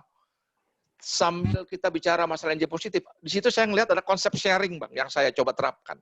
Saya share beban saya share resiko saya dengan karyawan saya, gitu kan. Artinya apa? Saya trust ke mereka bahwa kalau saya beban ini saya kasih ke mereka juga sama-sama kita pikirkan. Toh uangnya juga buat bayar gaji mereka juga, gitu. Saya nggak berpikir untuk kami, paling tidak ini dia kembalikan ke mereka. Ya, alhamdulillah masuk sekarang sudah mulai teratasi step by step, meskipun belum 100%, gitu. Karena kami baru memulai sesuatu yang shifting ini dengan waktu yang sangat-sangat sempit, gitu. Nah, pertanyaan saya adalah bagaimana kita selalu memanage yang namanya energi positif ini, Bang. Karena ini buat saya ini sesuatu hal yang nggak mudah. Saya bahkan di kantor saya, Bang, kalau masuk ke kantor suatu saat nanti saya ajak ke kantor saya di Cibinong, di pabrik factory saya ada satu tulisan yang sangat menggelitik. Itu ada anak buah saya punya ide luar biasa, ditulis, tinggalkan energi negatif Anda di luar ruangan ini sebelum Anda memasuki ruangan ini. Itu satu kata-kata yang buat saya, semua karyawan saya kalau baca itu, saya suruh campur dengan baik. Kenapa? Saya nggak mau pada saat mereka masuk kantor, mereka masih bawa energi negatif yang mungkin habis dari rumah berantem istrinya, sehingga membawa aura yang tidak baik. Yang saya ingin tanyakan adalah, kan pengusaha ini kan harus tadi Abang bilang, harus confident, tapi buat saya nggak cukup, Bang. Tapi buat saya harus ada juga share dengan menanggung beban ini sama-sama nih dengan karyawan. Karena ya untung kami tidak besar, kalau udah besar agak sulit ya. Sederhana terapkan ini bisa satu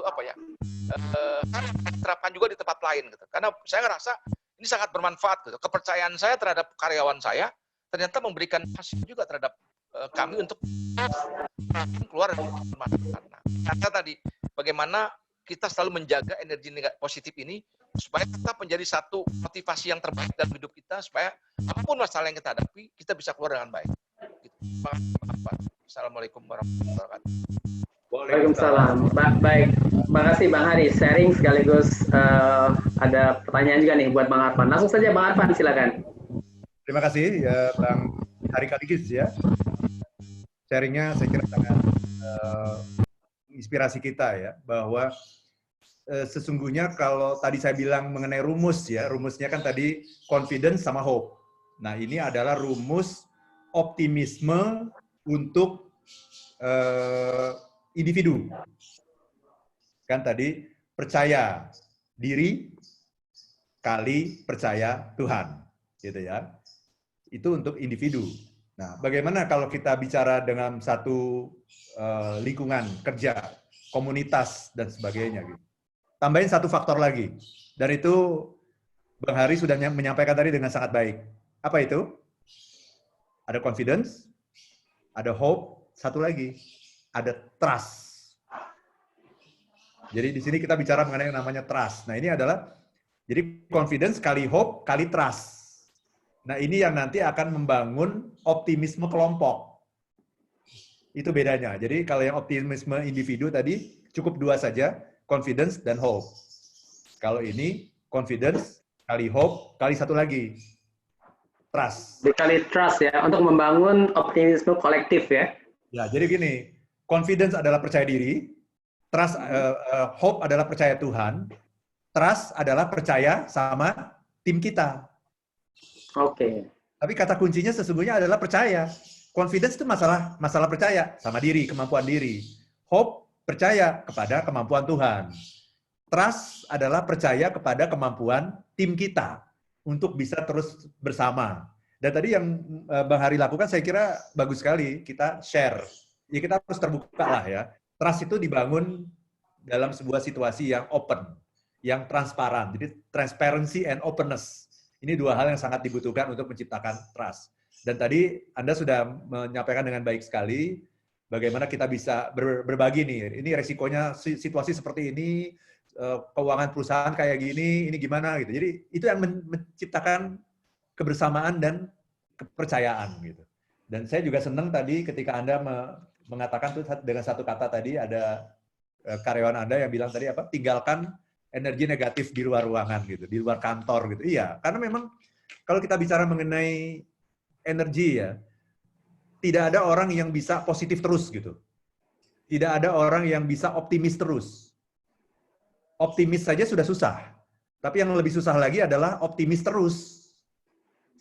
Gitu. Jadi optimis itu adalah sesuatu yang bersifat sementara. Ini yang juga harus kita garis bawahi nih teman-teman ya.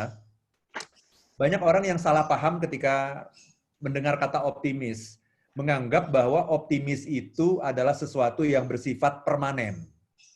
No, salah itu. Optimis itu nggak bersifat permanen. Optimis itu bersifat sangat sementara. Maksudnya apa? Ya, kalau kita mengatakan, oh, saya Arfan Pradiansyah, saya ini orangnya optimis loh. Itu nggak benar. Yang benar adalah saya saat ini optimis. Besok bisa jadi saya nggak optimis lagi. Bisa. Karena ada pengaruh ini dan itu, tarikan-tarikan dari luar gitu. Jadi kita harus menyadari bahwa optimis itu adalah sebuah status. Kayak kita nulis status di Facebook gitu. Optimis itu status. Bisa hari ini optimis, bisa yang namanya Arfan Pradiansyah, besok pesimis, bisa. Nah karena itu, kalau kita menyadari bahwa optimis itu bukan sesuatu yang bersifat permanen, maka kita akan selalu berusaha menjaga our optimisme, our level of optimism, itu kita harus selalu maintain itu. Nah caranya gimana? Nah ini, kita menciptakan lingkungan orang-orang yang selalu optimis. Jadi memang betul sekali Bang Hari, tugas kita sebagai seorang leader di kantor itu bukan hanya mencapai target. Nah ini, ya seringkali leader itu mikirnya cuman target, KPI yang dia pikirin. Ini KPI-nya apa nih? Gitu yang harus saya penuhin nih. Mikirnya cuma target. Padahal sesungguhnya tugas utama seorang leader itu nomor satu adalah membangun optimisme dulu. Jadi omong kosong. Membangun optimisme.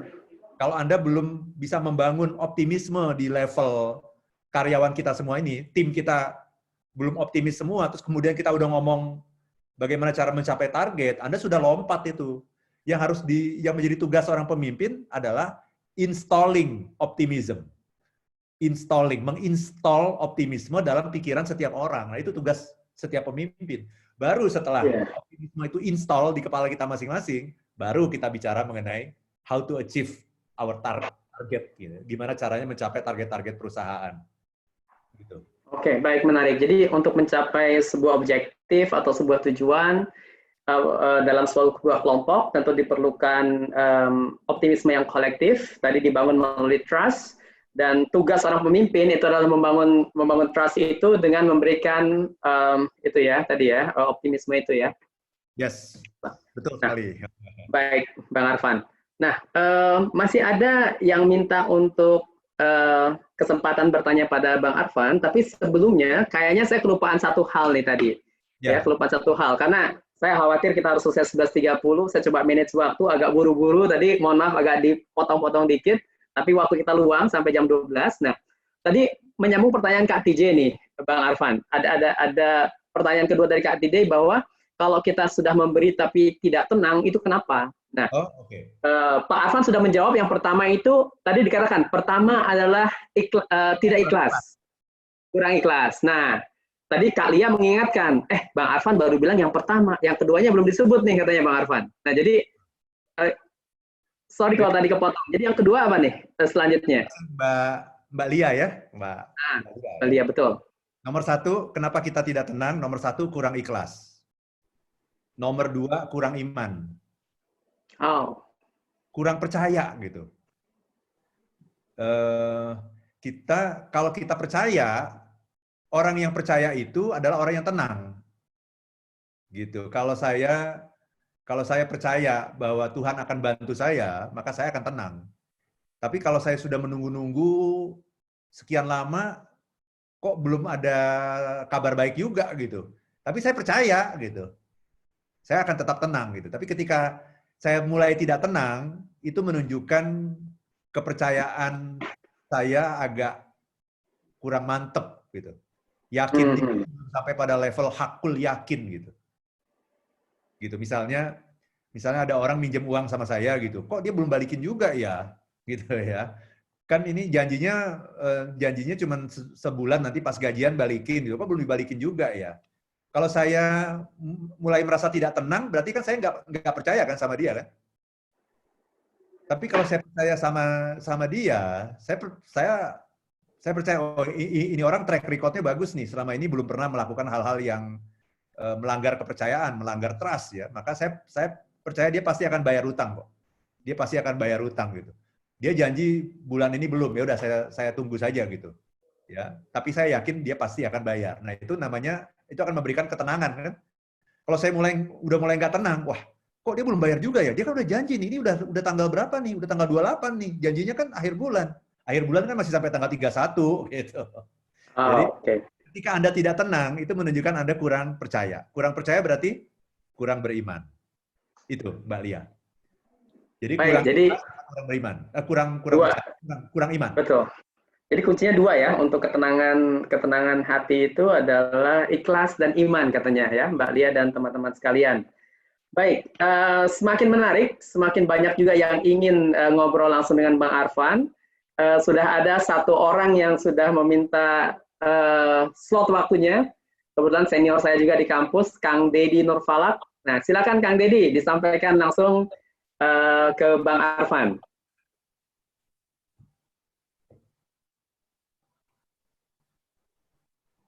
Nah, Kang Dedi suaranya belum muncul, Kang Dedi.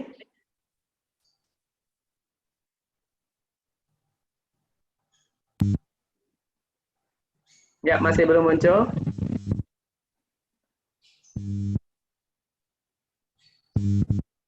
Bang Andre.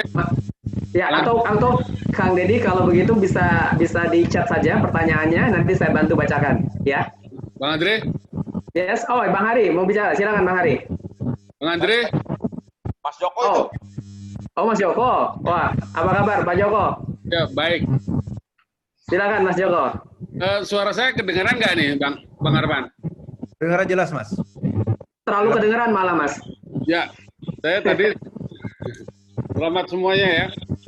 Tadi saya menarik walaupun karena saya harus pikon 2 tadi yang dipimpin Ketua Gugus Tugas jamnya sama dengan jam 10. Cuma saya ngikutin sampai jam berapa tadi itu? Sampai jam 11 ini saya ngikutin lagi yang pikon yang diadakan oleh Kapija. Walaupun saya nggak tahu tadi yang di depan-depan apa karena saya tadi pikon untuk seluruh gubernur se-Indonesia yang dipimpin Ketua Gugus Tugas Pak Letnan Jenderal Doni Munardo. Nah, tadi jam 11 sudah selesai. Sekarang saya ikut pikon yang dilakukan oleh Kapija. Tadi yang terakhir optimisme. Jadi apa? Karena saya nggak jelas. Bang, kita selalu membangun, Bang Arfan, kita selalu membangun optimisme bahwa, dan saya selalu mengingatkan bahwa kita optimis, kita harus mampu untuk melawan ini COVID. Karena ini bukan sesuatu yang tidak bisa dilawan, ini bisa dilawan sepanjang kita harus disiplin. Ya. Nah, ini loh, membangun trust mereka untuk disiplin ini untuk masyarakat Indonesia yang susah. Dan kita itu harus yakin bahwa ini bukan sesuatu yang tidak bisa dilawan. COVID ini bukan dengan dilawan. Tapi dengan satu syarat, kita harus membangun trust kedisiplinan. Nah, Bang Arfan mungkin mempunyai sesuatu yang bisa kita sampaikan kepada masyarakat bagaimana untuk mengedepankan kedisiplinan. Karena apa? Tanpa disiplin, ini kita tidak akan bisa mencapai target bahwa kita bulan Juli itu sudah normal. Akhir Mei kita sudah berakhir, bulan Juni kita recovery, bulan Juli kita sudah landai atau kita sudah beraktivitas normal. Nah, Bang Arfan, trik apa yang harus kita sampaikan kepada masyarakat untuk menjaga kedisiplinan mereka? Ini bukan tanggung jawab pemerintah aja, tapi juga tanggung jawab pemerintah masyarakat sendiri untuk menjaga kedisiplinan. Itu kuncinya sebetulnya ini kalau kita mau percepat lagi, masyarakat disiplin. Terus juga pemerintah daerah juga harus sudah mulai melakukan melakukan suatu pressure yang tegas, terukur terhadap masyarakat tersebut, dan juga sudah harus menerapkan punishment-nya bagi yang itu Bang. Oke, Mas Joko, pertanyaannya sudah ditangkap, sudah jelas. Boleh langsung dijawab aja, direspon oleh Bang Arfan. Bagaimana nih membangun kesadaran dan tanggung jawab masyarakat nih? Ini tugas kita sama-sama, kata Mas Joko. Ya, terima kasih banyak Mas Joko Sri Wismoko ya. Salam kenal dari saya untuk Mas Joko. Jadi bagaimana caranya untuk membangun disiplin? Disiplin itu, pertanyaannya adalah disiplin itu sebab atau akibat? Itu pertanyaannya. Itu yang harus kita jawab tuh. Disiplin itu sebab atau akibat? Menurut saya yang namanya disiplin itu adalah akibat, gitu. Akibat dari apa? Sebabnya apa? Sebabnya itu adalah kita punya mimpi bersama sebenarnya, kan gitu. Gitu ya. Kalau saya saya punya mimpi untuk hidup sehat, contoh dalam kehidupan sehari-hari ya.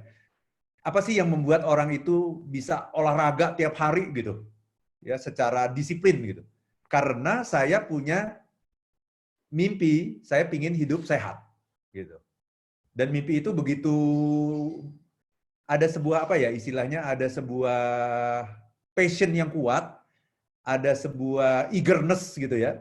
Ada sebuah keinginan yang kuat untuk bisa sehat gitu. Sehingga akhirnya saya mau meluangkan waktu setiap hari untuk olahraga, 1 jam setiap hari olahraga. Kenapa? Karena saya punya mimpi yang kuat untuk hidup sehat. Gitu. Jadi disiplin itu menurut saya adalah sebuah akibat sesungguhnya dari mimpi yang kuat. Contoh lain misalnya, orang bisa naik haji gitu ya, padahal dia kalau dilihat dari gajinya gitu ya, dari penghasilan sehari-hari kayaknya nggak mungkin lah dia bisa naik haji gitu. Kok bisa sih dia naik haji? Ya misalnya dia profesinya katakanlah adalah misalnya profesinya tukang becak misalnya begitu. Kok bisa ya seorang tukang becak naik haji? Dari mana itu uangnya? Kalau dilihat penghasilan tiap hari kayaknya nggak memungkinkan. Itu kan karena dia disiplin kan. Tapi pertanyaannya kok bisa ya dengan gaji yang hanya ala kadarnya kok dia bisa disiplin? Sementara kita yang gajinya lebih besar mungkin habis begitu saja misalnya begitu ya. Jadi kedisiplinan itu kan karena dia punya sebuah mimpi sebenarnya. Jadi disiplin itu sebetulnya adalah akibat dari sebuah mimpi. Mimpinya adalah ingin pergi haji. Dan dia sudah terbayang-bayang sampai terobsesi gitu. Terbayang-bayang, oh yang namanya Mekah itu kayak gini, Baitullah kayak gini, aku kepingin ke sana dan sebagainya gitu. Jadi tugas kita sesungguhnya sebagai seorang leader adalah membangun mimpi bersama. Kalau mimpinya kuat, kalau keinginannya kuat, maka disiplin itu hanya merupakan sebuah akibat gitu dari sebuah mimpi itu. Nah, dalam hal ini tentu saja mimpi untuk bisa apa? Mimpi untuk bisa segera mengusir COVID-19 ini. Mimpi untuk bisa segera hidup yang normal lagi. Mimpi untuk bisa bisnis berjalan lagi. Mimpi untuk bisa ke kantor lagi seperti biasa gitu. Itu kan harus ada sebuah mimpi yang kuat gitu. Nah, kelemahan kita adalah kita nggak punya mimpi itu. Nah, tugas seorang pemimpin sesungguhnya adalah bagaimana kita menciptakan mimpi bersama ini, keinginan yang kuat ini. Sehingga disiplin hanya merupakan sebuah akibat yang natural, yang reaksi natural gitu loh. Reaksi alamiahnya menjadi disiplin karena saya bermimpi pingin pergi haji, uang saya cuma sedikit tapi saya tabung. Setelah 20 tahun dengan disiplin menabung, akhirnya saya bisa pergi haji. Nah, kurang lebih seperti itu. Nah, tapi memang ini PR pemimpin itu di sini. Karena membangun mimpi itu seperti Mas Joko sampaikan tadi, itu tidak mudah. Membangun mimpi, membangun keinginan bersama yang kuat itu nggak mudah. Yang paling mudah adalah pakai power. Nah, pakai power itu berarti kita main peraturan. Nah, saya melihat bahwa saya melihat masyarakat Indonesia ini memang levelnya kadang-kadang itu harus pakai peraturan memang gitu. Ya kalau peraturannya agak longgar sedikit, orang menyalahgunakan gitu. Jadi emang peraturan harus dilakukan. Tetapi ada peraturan aja dilanggar ya, Bang Arfan ya. Ada aturan ya. Bahkan ada sebuah kata-kata istilahnya apa ya? Istilah itu yang mengatakan ya aturan itu memang dibuat untuk dilanggar. Gitu. Jadi, only in Indonesia. Jadi begini, menurut saya aturan hukum memang harus dipertegas, betul. Itu harus. Tetapi ini nanti semakin lama mestinya, jadi jangan hanya pakai aturan hukum. Tapi aturan hukum itu katakanlah misalnya sekarang ini kita terapkan misalnya 100 gitu. Nah, nanti seiring dengan leader mulai menciptakan visi yang baru, mimpi untuk bisa hidup normal lagi, kemudian aturannya mulai sedikit-sedikit dikurangin gitu. Jadi pendekatan kita itu, pendekatan yang paling ideal itu adalah inside out. Dalam sebuah perubahan, pendekatan yang paling ideal itu adalah inside out. Dari dalam keluar gitu. Dari dalam keluar. Jadi orang itu harus dibangun kesadaran, dibangun mimpi bersama, mimpi kolektif gitu. Ya. Tetapi kalau ini masih susah, maka pendekatan yang bisa digunakan adalah seperti yang sudah dilakukan, yaitu outside in. Apa itu outside in? Ya pendekatan hukum, pakai peraturan, pakai sanksi, pakai punishment, apa buat. Tetapi nanti sambil punishment diberikan, sambil kita memberikan edukasi gitu, sehingga nanti lama-lama situasinya bisa berimbang gitu. Jadi punishment tadinya 100, kesadarannya 0. Tingkatkan kesadaran sampai kesadaran nanti jadi 50, punishment tetap ada, tapi punishment hanya 50, kesadaran 50. Nah nanti kalau sudah lebih bagus lagi, bisa saja nanti kesadaran lebih meningkat lagi, punishment lebih menurun lagi gitu. Jadi kita harus melihat dalam situasi. Kerangkanya seperti itu, Mas Andri. Seperti itu ya. Jadi justru hal yang baik adalah inside out. Karena kalau inside out itu artinya ada kesadaran dalam diri kita. Sedangkan outside in adalah sebuah peraturan, ada instrumen-instrumen yang mengatur, dan tentunya perlu law enforcement juga di sana gitu ya. Nah, kalau boleh saya sharing sedikit gitu ya, terkait dengan tadi Mas Joko bilang bagaimana kita mengajak masyarakat disiplin dan tanggung jawab gitu. Tadi secara gamblang sudah disampaikan oleh Bang Arfan, tetapi hal yang paling mudah yang kita lakukan adalah mulai dari diri sendiri. Saya rasa seperti itu.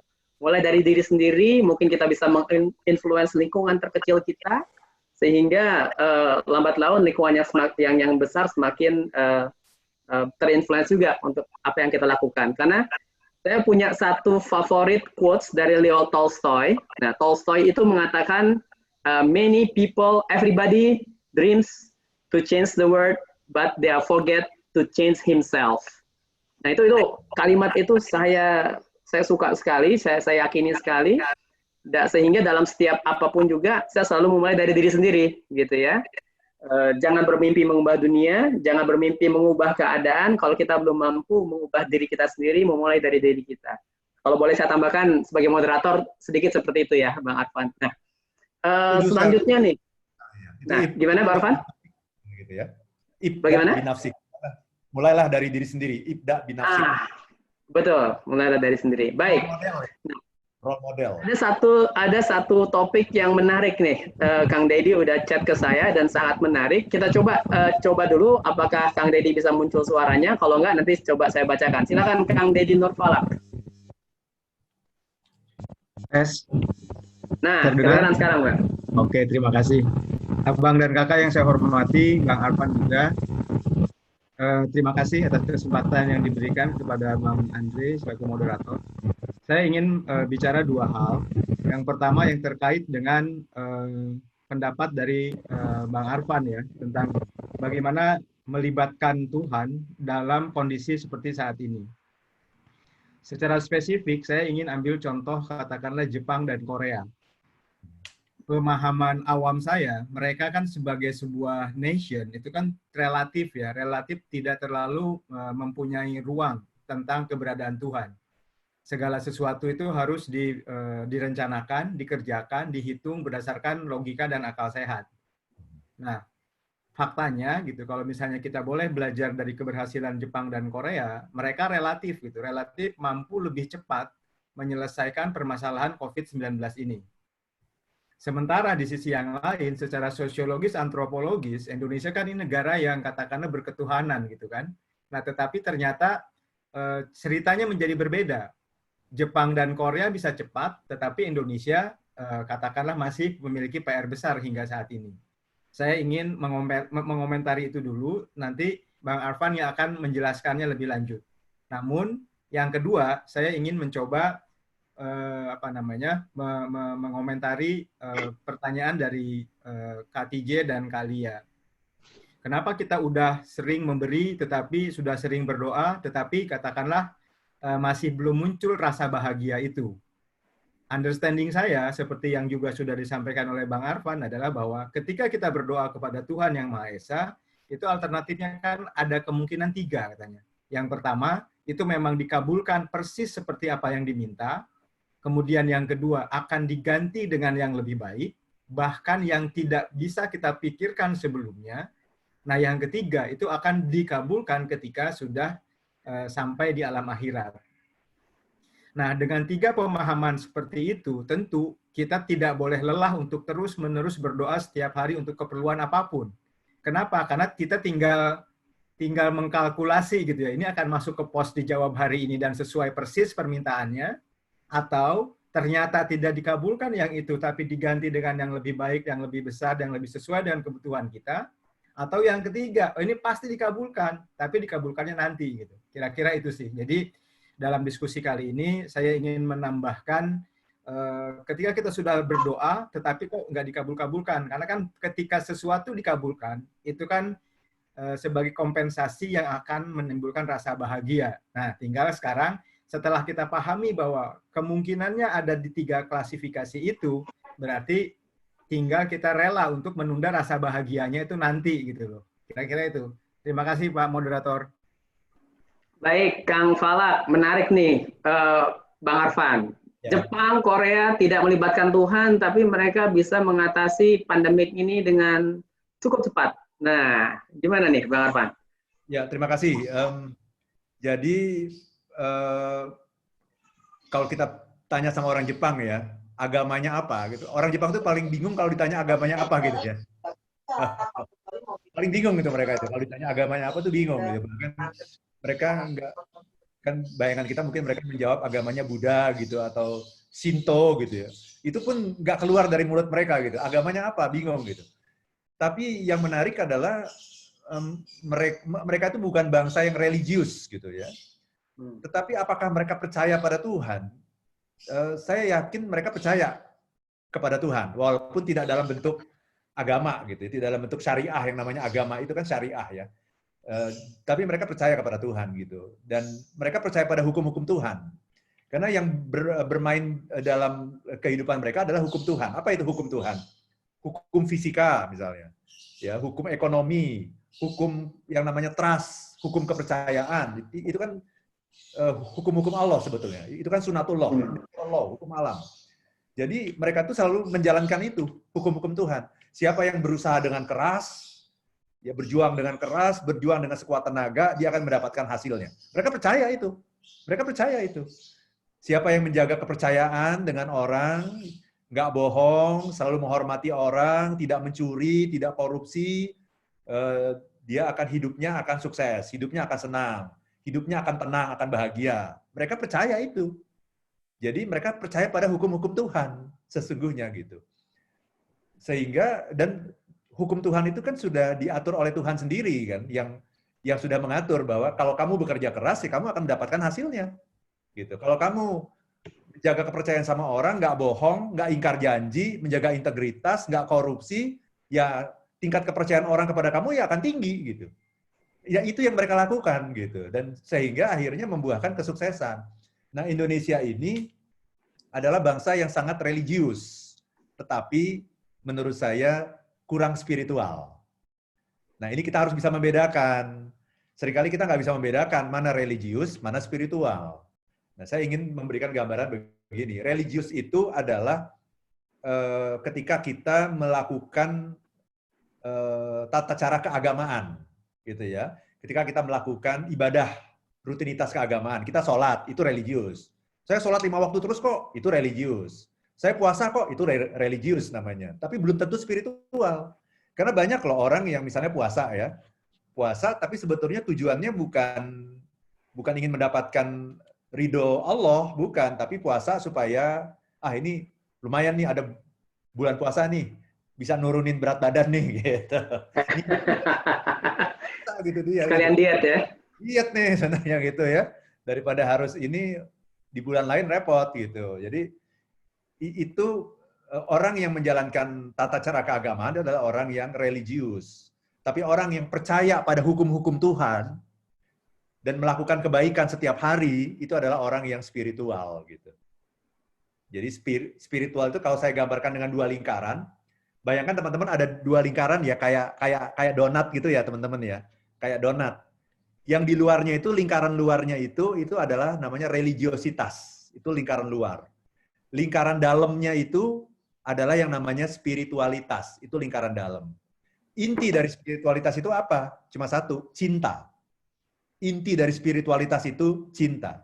Dan cinta itu sesungguhnya mestinya menggambarkan mengenai sang pemilik cinta itu sendiri, yaitu Tuhan. Ya, saya kira teman-teman yang beragama Nasrani itu kan selalu mengedepankan yang namanya kasih kan, cinta. Ya, teman-teman yang beragama Islam juga kalau sebelum melakukan apapun kita harus baca Bismillah ya, Mas Andre ya. Betul sekali. Artinya apa? Bismillahirrahmanirrahim. Dengan nama Allah yang Maha Pengasih lagi Maha Penyayang. Artinya apa? Itu konsep apa itu? Itu konsep cinta, itu konsep kasih sesungguhnya yang paling mengedepan yang di dalam Islam maupun di dalam Kristen gitu. Itu kan konsepnya cinta. Jadi kalau kita bicara spiritualitas, tahu dari mana kita orang itu punya spiritualitas atau tidak? Kita lihat apakah dia penuh cinta atau tidak, penuh kasih atau tidak, penuh compassion atau tidak gitu terhadap sesama. Apakah dia suka memaki orang atau tidak? Dia suka nulis status yang menyerang orang nggak di sosial media? Nah itu kan. Jadi, ya. Bang Arfan, ada yang tanya nih di chatroom, katanya jadi yang penting itu spiritual atau bertuhan katanya. Nah, spiritualitas itu adalah bertuhan. Religiositas itu beragama. Oke. Kalau dibedakan. Jadi ada banyak loh. Saya punya banyak teman orang-orang yang bertuhan, percaya pada Tuhan, tapi nggak percaya sama agama. Oh. Jadi spiritual dan orangnya baik, selalu berkata jujur, nggak pernah korupsi, nggak pernah selingkuh, nggak pernah bohong, gitu ya. Kalau janji bisa dipercaya, kalau utang langsung bayar, gitu. Ini orang-orang baik. Kenapa? Dia percaya sama Tuhan, tapi dia menganggap ini anggapan ya. Dia menganggap bahwa setiap agama itu pasti punya masalah deh gitu. Nah, mungkin yang dia lihat sebenarnya bukan agamanya. Tapi kadang-kadang kita suka rancu antara orang beragama sama agamanya. Itu dua hal yang berbeda gitu kan. Nah, dia melihat semua agama itu bermasalah menurut dia. Kenapa? Karena dia melihat orang Islam bermasalah, orang Kristen bermasalah, orang Hindu semua orang bermasalah gitu. Padahal yang dilihat tuh orangnya bukan agamanya kan seperti itu. Nah, jadi yang paling bagus apa? Nah, gitu ya. Yang paling bagus adalah orang yang beragama dan bertuhan sekaligus. Nah, ada juga orang yang beragama tapi tidak bertuhan. Beragama, agamanya apa? Islam, Kristen, Hindu, Buddha, Konghucu, beragama tapi tidak bertuhan. Tidak bertuhan. Taunya dari mana? Ya, dia percaya bahwa Tuhan itu ada. Tapi kok dia korupsi? Orang yang korupsi itu berarti tidak percaya bahwa Tuhan melihat kan? Iya, orang yang korupsi itu nggak percaya bahwa Tuhan melihat. Jadi dia hanya memperlakukan Tuhan itu kayak dia memperlakukan polisi. Kalau polisi ada, dia baik. Ketika dia mencuri, dia beranggapan bahwa polisi itu tidak ada dan tidak melihat kan? Iya. Ini terjadi. Menarik. Yang menarik, baik. Keimanan dia itu, saya bisa mengatakan, dia nggak percaya bahwa Tuhan itu hadir, nggak percaya. Nah, berarti dia sesungguhnya hanya beragama, tapi tidak bertuhan. Nah, yang menarik mungkin muncul pertanyaan lagi, kalau orang bertuhan saja tapi tidak beragama, apa cukup? Kan seperti itu. Gini, jawaban saya begini, kalau Anda hanya bertuhan tapi tidak beragama, itu Anda tidak tahu gimana cara menyembah Tuhan itu caranya gimana gitu. Nah, yang namanya agama itu, apapun agama Anda, agama itu adalah sebuah syariah. Syariah itu artinya apa? Syariah itu artinya jalan. Jalan kita menyembah Tuhan itu gimana? Kalau orang Islam, sholat. Kalau orang Kristen, berdoa. Itu caranya begitu. Kalau dia tidak punya agama, dia bingung caranya gimana gitu. Jadi ini memang dua-duanya harus ada. Ya, yang namanya beragama harus beragama, dan juga harus bertuhan. Itu sekaligus. Kira-kira gitu. Baik, Bang Arfan. Terima kasih nih penjelasannya. Teman-teman sekalian, mungkin masih cukup satu untuk pertanyaan singkat saja. Kalau ada yang mau menyampaikan, satu orang lagi. Silakan acungkan tangannya. Oh, Bang, ya, Pak Zain, silakan Pak Zain. Ya, terima kasih. Ini melengkapi mungkin 1 menit lah, karena Bung Arfan katanya ada waktu sampai jam 12. Jadi tadi, silakan Pak Zain. Menarik nih, saat di rumah saya, azan kiri kanan masih masjid masih penuh. Oh, begitu ya? Iya, iya. Ya, tadi bahasanya, kita bicara bahasa ikhlas. Ya. Nah, ikhlas itu kan kalau dari segi bahasa, ya kan, itu memurnikan sesuatu, membersihkan sesuatu. Itu dari terminologi bahasa. Kalau dalam istilah, ikhlas kita tuh ikhlas hanya ingin berjumpa dengan Allah. Jadi hati kita ini steril, bersih, dan selalu ingat kepada Allah. Nah, karena sudah tenang dengan menuju Allah, maka lisan kita, hati kita, kehidupan kita, ya hanya kepada Allah tujuan kita. Itu pertama. Ini melengkapi Bung Arfan, ya, apa yang tadi sudah Anda bahas. Yang kedua, 3 hal yang tadi sudah disinggung juga oleh Bung Arfan dan jadi dalam cinta kepada Allah terutama, mahabbah, gitu kan? Ada 3 kemudian, ada cinta, ada harap, ada takut, ada roja. Roja itu berharap, ada hope, kita takut. Kalau 3 komponen itu kita satukan, maka insya Allah bahwa awal dari semua kehidupan kita ini hanyalah kita hanya bermuamalah, berinteraksi dengan Allah. Dan kita sebagai hambanya, itu ya hamba Allah ya menjalankan segala perintah Allah. Itu kira-kira tambahan. Jadi mungkin dalam sebuah kata bijaknya, we don't pray to exist, we exist to pray. Itu kira-kira sharing dari saya. Terima kasih. Wassalamualaikum warahmatullahi wabarakatuh. Waalaikumsalam. Baik, terima kasih tambahannya dari Pak Zain gitu. Ada tanggapan dulu dari Bang Arfan mungkin? Very good, ini bagus sekali ya. Cinta itu memang seringkali menimbulkan harap-harap cemas gitu ya. Kayak misalnya beginilah ya, kalau kita mencintai seseorang gitu, itu kan harap-harap cemas ya, benar nggak? Ya, ada rasa harap, ada takut juga gitu kan, cemas. Gitu kan?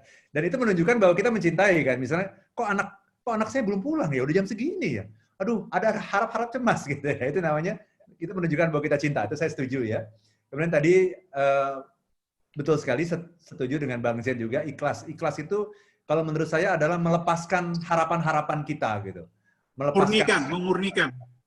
Iya, memurnikan betul ya. Itu kan dari segi bahasa ya. Tapi kalau saya menafsirkannya, ya makanya ada surat Al-Ikhlas kan gitu ya. Itu kan di dalam surat Al-Ikhlas itu tidak pernah ada kata ikhlas dalam surat Al-Ikhlas gitu ya. Iya. Memurnikan setuju ya. Tapi kalau saya sampaikan tadi melepaskan, yang saya maksud itu adalah melepaskan harapan-harapan kita gitu. Tapi hanya memberikan harapan kita kepada Allah gitu. Kita lepaskan ini harapan, target dan sebagainya. Ini saya punya target tahun 2020 ini udah berantakan semua ini target tahun 2020 dengan adanya Covid ini berantakan semua. Maka caranya gimana? Ya udah kita ikhlaskan. La haula wala quwata illa billah. Tidak ada daya upaya kecuali Allah gitu. Satu baik. Tapi tadi terakhir, we exist to pray ya. We don't pray to exist. We don't pray to exist, tapi we exist to pray. Itu bagus banget. Itu inspirasi banget gitu, ya. Jadi memang kehadiran kita di dunia ini memang cuma satu. Kenapa Anda hadir di dunia ini? What on earth am I here for? Gitu. What on earth am I here for? Cuma satu, to pray. Nah, cuma bagaimana kita mengejawantahkan yang namanya pray ini? Intinya tuh kita menyembah Allah udah. Nah, menyembah Allah itu bukan hanya sholat. Nah ini, menyembah Allah itu bukan hanya sholat, tapi berbagi kepada sesama, membantu orang lain, memberdayakan orang lain, mencerahkan orang lain, menghidupi orang lain, bekerja, itu adalah, ujungnya adalah, semua itu adalah sebetulnya pray. Adalah dalam rangka kita beribadah, menyembah Allah. Ujungnya harus ke sana gitu. Jadi betul sekali, setuju sekali ini. We exist to pray. Itu Bang Andre. Baik Bang Arfan, dan terima kasih sekali ya, dan teman-teman sekalian, tidak terasa sudah 2 jam kita ngobrol-ngobrol, berdiskusi, berdialog dengan narasumber kita, Bang Arfan Pradiansyah. rasanya sudah harus kita akhiri. Sayang sekali pertemuan kita pada hari ini. Ada beberapa catatan yang bisa saya ulang kembali gitu ya. Pertama adalah di masa pandemik COVID-19 ini, ternyata Bang Arfan tadi diawali dengan mengatakan bahwa krisis itu adalah justru adalah opportunity. Ya, crisis is an opportunity. Dan ketika kita bicara opportunity, itu artinya ada hope.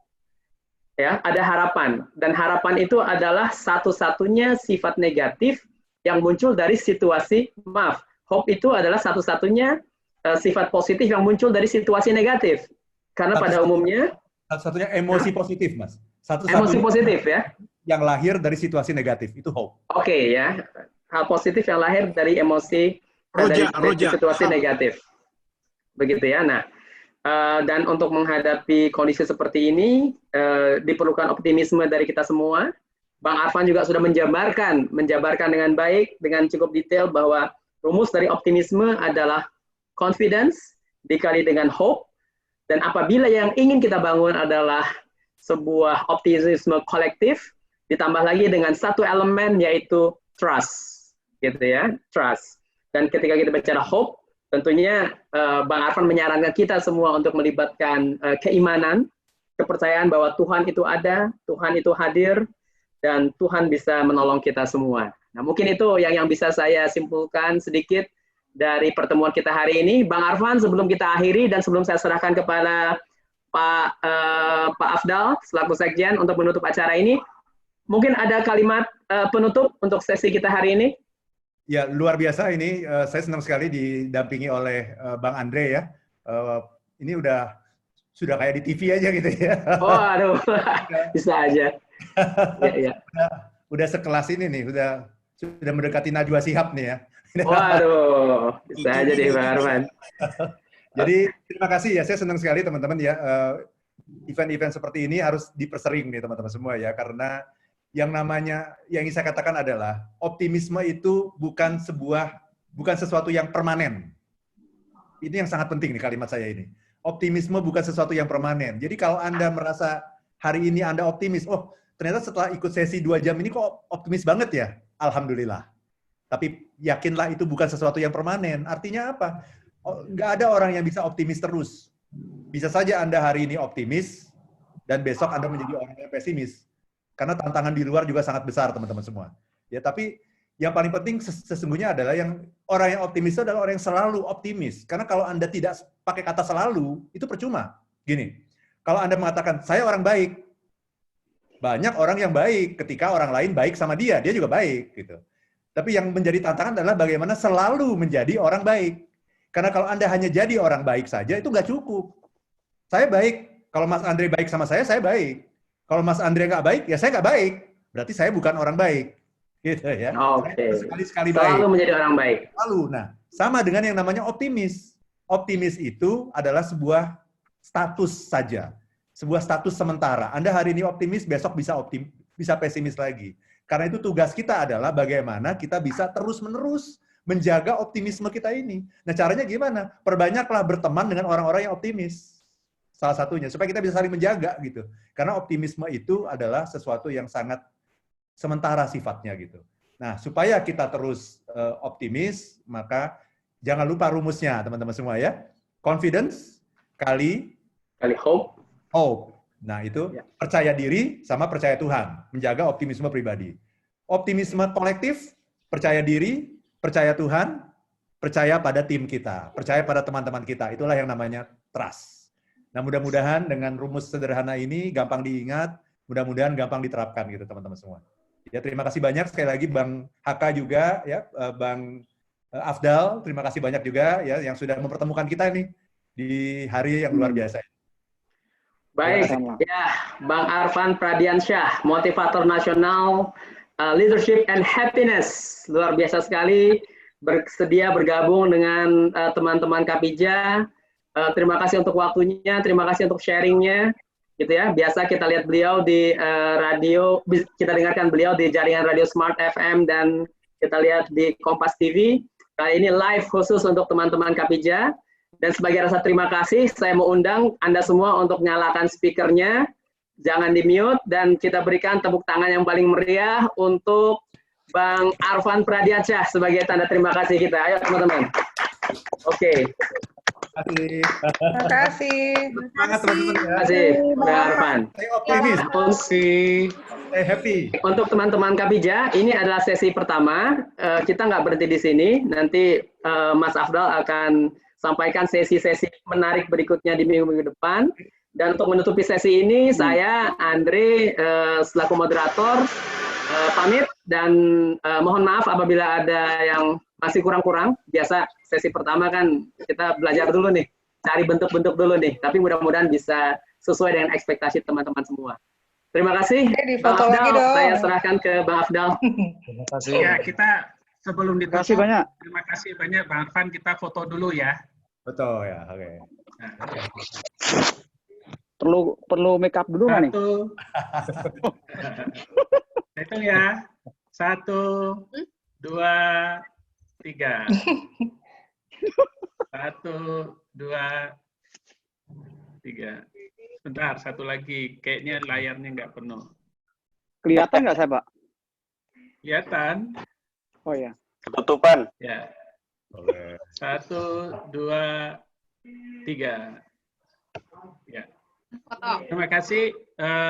Sebelum kita tutup, untuk informasi besok masih ada sesi pengajian Kapija online yang kedua jam 1 sampai jam 3. Itu akan disampaikan oleh Ustadz Oke Setiawan. Beliau kalau dia di YouTube cukup banyak rekamannya. Jadi ini dedicated memang untuk Kapija. Beberapa waktu sebelumnya kita join di pengajian yang lain dengan Ustadz Oke. Kemudian sesi berikutnya setelah rangkaian kegiatan kita ini adalah tanggal 7 Mei. Itu adalah sharing hari Kamis, itu tanggal merah. Itu adalah sharing dari beberapa senior atau disebut alumni senior terkait dengan peluang dan tantangan kita dalam kondisi pandemi COVID ini gitu. Seperti di flyer bisa dilihat itu di situ ada Bang Ilham Bintang, Raja Media, kemudian ada dari legislator Bang Darul Siska, kemudian ada Bang Zen yang ada di sini. Oh ya, Bang Darul Siska ada tadi ya, tapi kayaknya keluar ya. Bang Darul Siska dari Komisi 9 ya, kalau nggak salah ya, dari Golkar, fraksi Golkar. Kemudian ada Ibu Wening,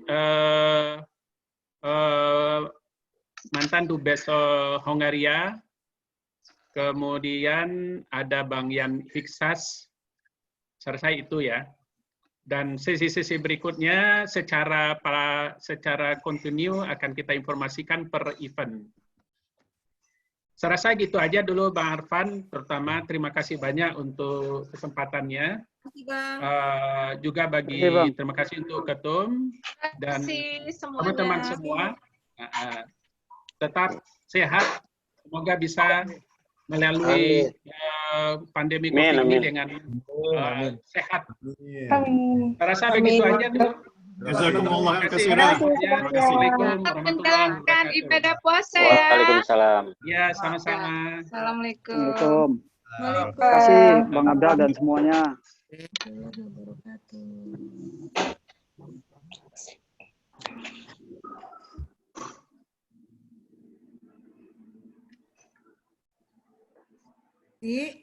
Sholat yuk.